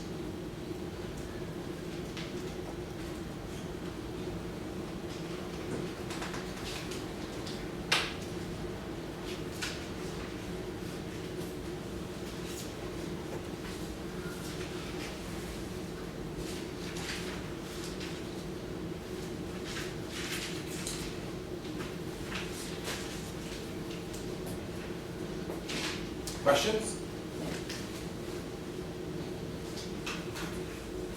All right. Yeah, write this in your notes.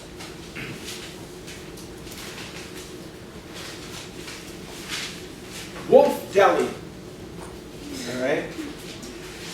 Wolf Deli compares monthly operating results with a static planning budget prepared at the beginning of the year. So the budget could be static,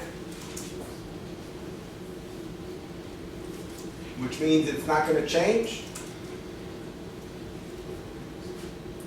And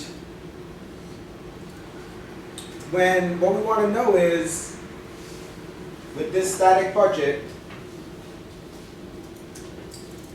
when actual sales, so we have a budget for sales, but when actual sales are less than the budget, so actual sales are less than the budget. So in other words, we budgeted for $100,000 in sales, but actual was $80,000. So Wolf's Restaurant would usually report favorable variances on variable food costs, but not fixed supervisory salaries. So here we have a situation where sales are less than, actual sales are less than the amount that's budgeted. So supervisory salaries are fixed. That's not going to change, given that level of sales, right, within that relevant range. However, in this case, for this deli, for Wolf's Deli, the food costs are variable. So you have to pay more for the bread, you have to pay more for carrots, you have to pay more for roast beef. So they would be expected to decrease as the activity level, which in this case is sales, is going to decrease. So in this case, what we're going to assume is that the actual food costs are expected to be less than the budgeted food costs, and a favorable variance would be reported.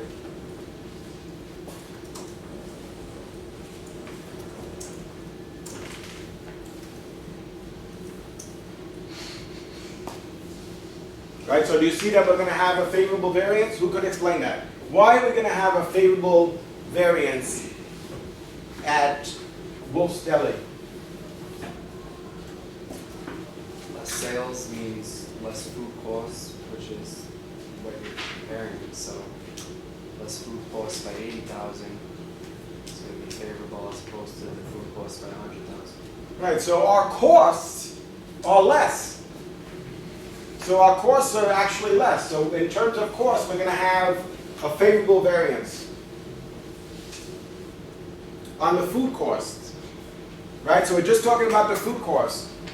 So what I want to identify is whether or not there's going to be a favorable variance for the food cost. And in this case, yes, for the food cost, but not for the supervisory salary. All right, just for the food cost, we're going to have a favorable variance. So do you see what happened when we put together our budget? When we put together our budget, remember, just like we did before, so we're just trying to apply the concept. Remember, we have sales. We have variable expenses. We subtract those, that gives us our contribution margin. And from that, we subtract our fixed expenses, which gives us our net operating income.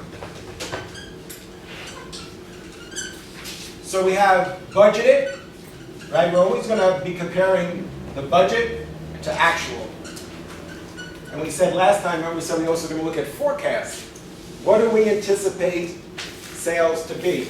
But for a static budget, we said, let's say in this case, we said sales are budgeted at 100,000.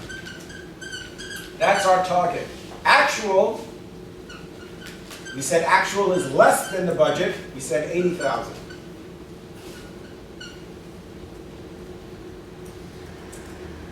Now we have all these variable expenses related to the food, right? We're going to make all these sandwiches. So we're going to have roast beef, we're going to have pickles, we're going to have bread, we're going to have all these things, mustard. Those are all variable expenses. The more sandwiches that we make, the more bread that we use, the more roast beef that we use. So our variable expenses, follow this, right? This is where I think some of you are having a little bit of an issue. Our variable expenses, let's say we budgeted to be 60,000. That's what we budgeted.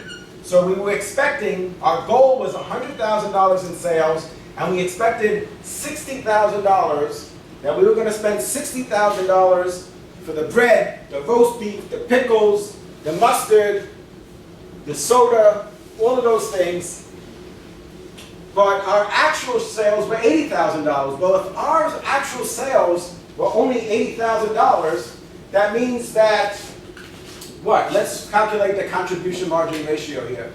So this is 40,000. This is 100, right? This is 60%. This is 40%. So what would our 48,000. So $48,000 for our variable expenses, and our contribution margin. So now you see why we would say that we're going to have a favorable variance as relates to the food, because the food is variable. More bread, more mustard, more roast beef, more pastrami. 60,000 was the budget, but actual was 48. So that's a favorable variance. That's a favorable variance. In terms of sales, that's unfavorable. But we're just talking about the variable expenses, which in this case is food. And if we, let's say, for fixed expenses, that's going to stay the same. So there shouldn't be any variance there. Here we'll have a net operating income of 12,000. Here we'll have a net operating income of 20,000.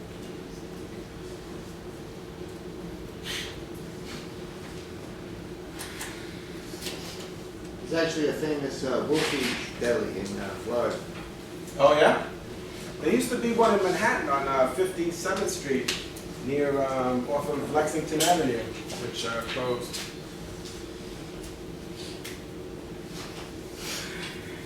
All right, so let me share with you some of the weaknesses of a static planning budget.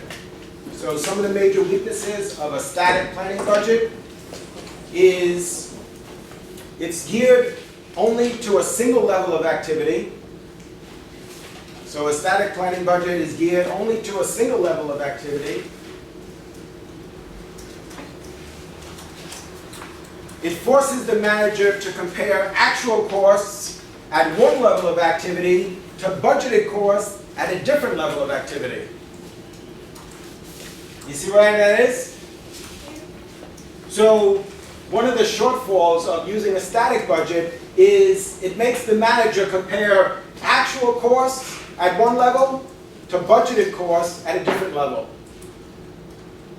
Well, of course, right? Of course, if sales are less, so is it really, is this really a favorable variance? No. It's not really a favorable variance. A favorable variance is if we were able to negotiate a 20% decrease on roast beef.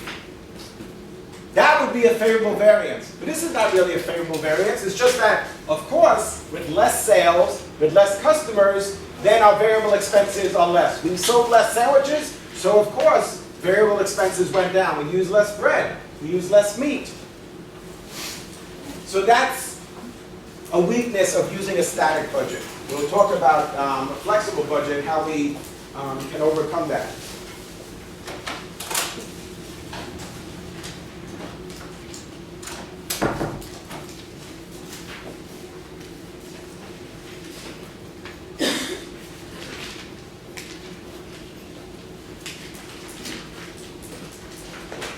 Professor, will we have the same big equation before the next midterm? Yes. 40. 40, I don't remember, I think it was now. All right. Yeah, take this down. If the actual cost is greater than what the cost should have been, as set forth in the flexible budget, the variance is labeled as unfavorable. So if the actual cost incurred is greater than what the cost should have been, so actual is greater than what we had budgeted, then that's an unfavorable variance. That means we paid more. Must have been a price increase. Now we're paying more for bread, we're paying more for pastrami.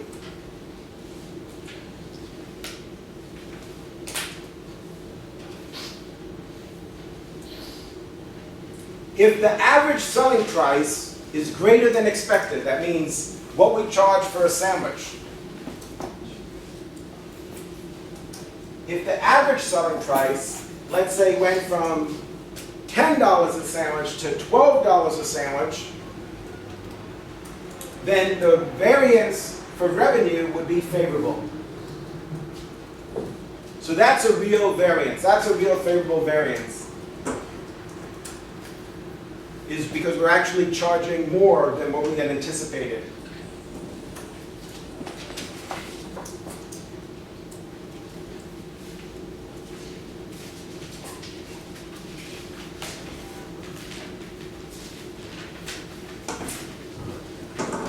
All right, a few more things before we go.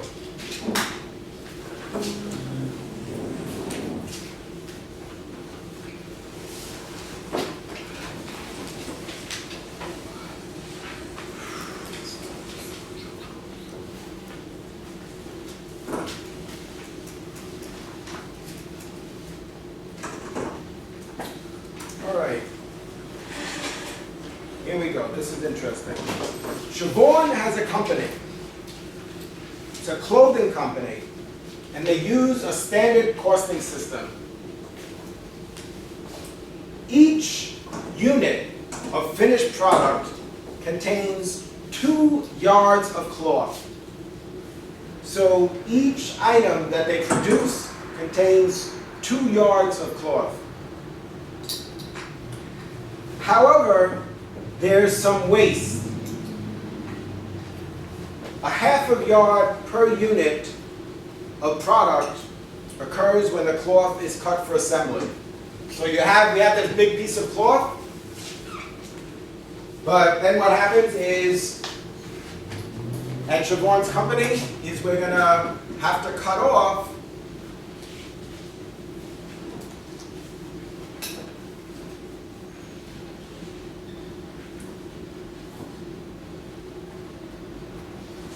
skills, right?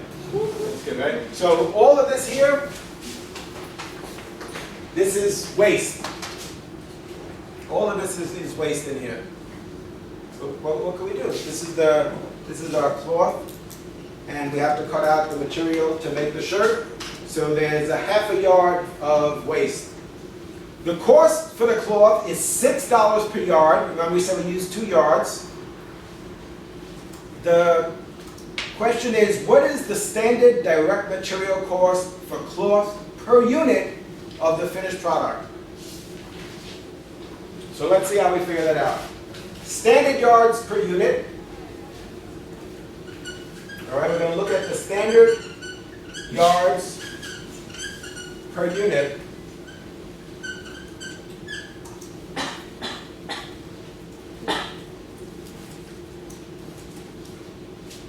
Equals the standard yards per unit plus the waste. So what that's going to give us is 2 yards plus the half a yard, which is waste,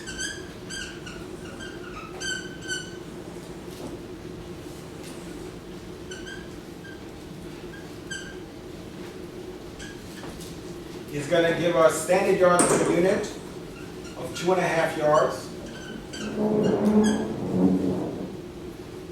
And then what we want to determine is the standard direct material cost. So what we do is, what did they tell us the cost was per yard? $6.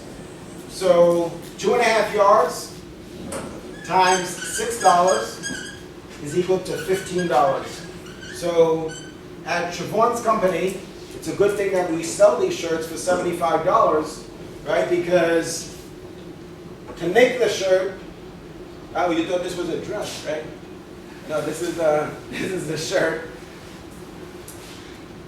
We need 2 yards that we're going to actually use to construct this shirt, and then half a yard is wasted. So we need 2.5 yards of material at $6 per yard. That's going to cost us, for direct materials, $15 for standard direct materials.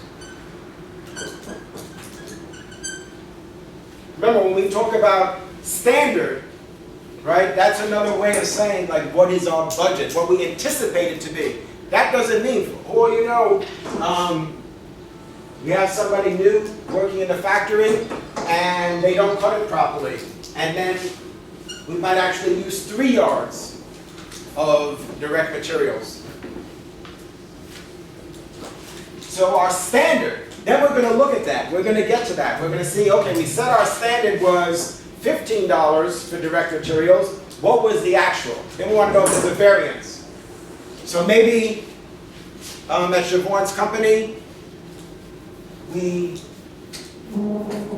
brought Robin in, and Robin started to get really good at cutting the material. And instead of wasting half a yard, maybe now we only waste 1/3 of a yard. So we're going to have a favorable direct material variance. So again, think about when we talk about the standard, is that's basically what we are budgeting for, what we're expecting to use to produce the shirts. Professor, just for example, what would be the actual in this example? Well, we don't know. We would actually have to produce the shirt, and then that's the only way we would know. See exactly what the yard wastage is? Right. Then we would know how much we actually wasted, or maybe, as it turns out, maybe the It's the same. maybe the shirt, the way we were misled, and the shirt was supposed to be a little bit wide. It's supposed to be what they call an A-line. Well, if it was a dress, right? Don't we call this? Is this an A-line?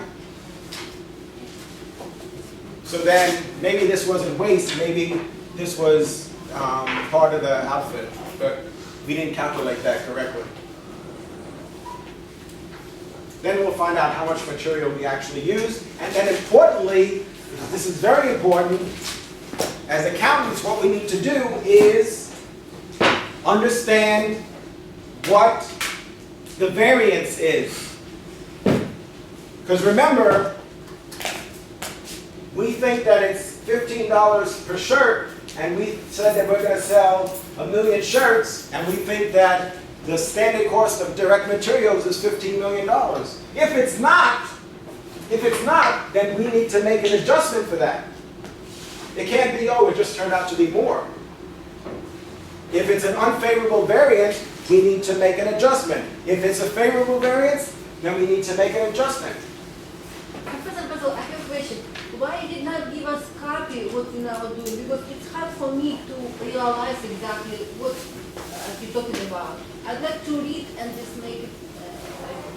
Right, because what I want you to do is I want you to hear what I'm telling you, and then also have you write it out and then read it. So this way it's going to help you remember it. How can I read it? Where When you write it down, then you're going to read what you wrote. It's not working for me. It's not working for you? Right, maybe for somebody else, but not for me. Really? You gotta write real fast. I'm lost. You know what? I don't know where I am. Because all we're talking about here is that we're going to produce this shirt. So we're going to produce this shirt, right? That's what this is, my drawing. We're going to produce this shirt, and we're going to we're anticipating that we're going to use 2 yards of material. 2 yards of cotton we're going to use to make this shirt. Or maybe if it's a dress, maybe it's big enough to be a dress. And then we know that we're going to have some waste. So we're trying to figure out how much should we budget. Because remember, we're here until 9:30? What time did we finish? 9:15, right? 9:05. So we don't know how much material we're actually going to use. We're trying to build our income statement and determine our net operating margin based on certain assumptions. Right? This is what we're going to use to determine the cost of goods sold. This is another way that we can get at it, because we're going to know what the cost is per unit. And remember, we said we're going to need to look at direct materials, direct labor, and manufacturing overhead. So this is the direct materials part. If we don't know what the ending direct materials inventory is, or the beginning direct materials inventory, we could look at it per unit. How much cloth did we use? How much did we use? How many buttons did we use?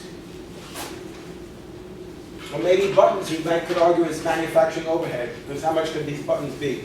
And the thread is also an example of manufacturing overhead. Do you agree? Because thread, how are we going to sit there and calculate? Okay, what is that? 1 penny? So that would be, but we know that in a given month that we use $10,000 worth of thread, but we can't trace that back to the particular product. All we know is that, well, it's too difficult, that's how much thread that we use to produce the products that we sold, so that's captured as part of manufacturing overhead.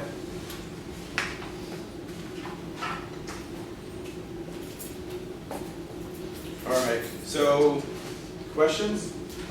What is the $15? Where will we get the $15? $15 is how much direct materials we use, the cost of direct materials. We're assuming that we pay $6 per yard for direct materials. Let's say in this case we're going to assume that that's the cloth. What the kind cotton. of formula is that? The what? What kind of formula is that? 6 divided by 15, valuing. 6 times, this is 6 times 2.5 times 6. 2.5 yards. How much is that? $15. So we use 2.5 yards, and it's $6 per yard. That's $15 for standard. For direct materials is $15. Thank you, Professor Bassell. Maybe it will help you to understand. Yes. So everything is for a show.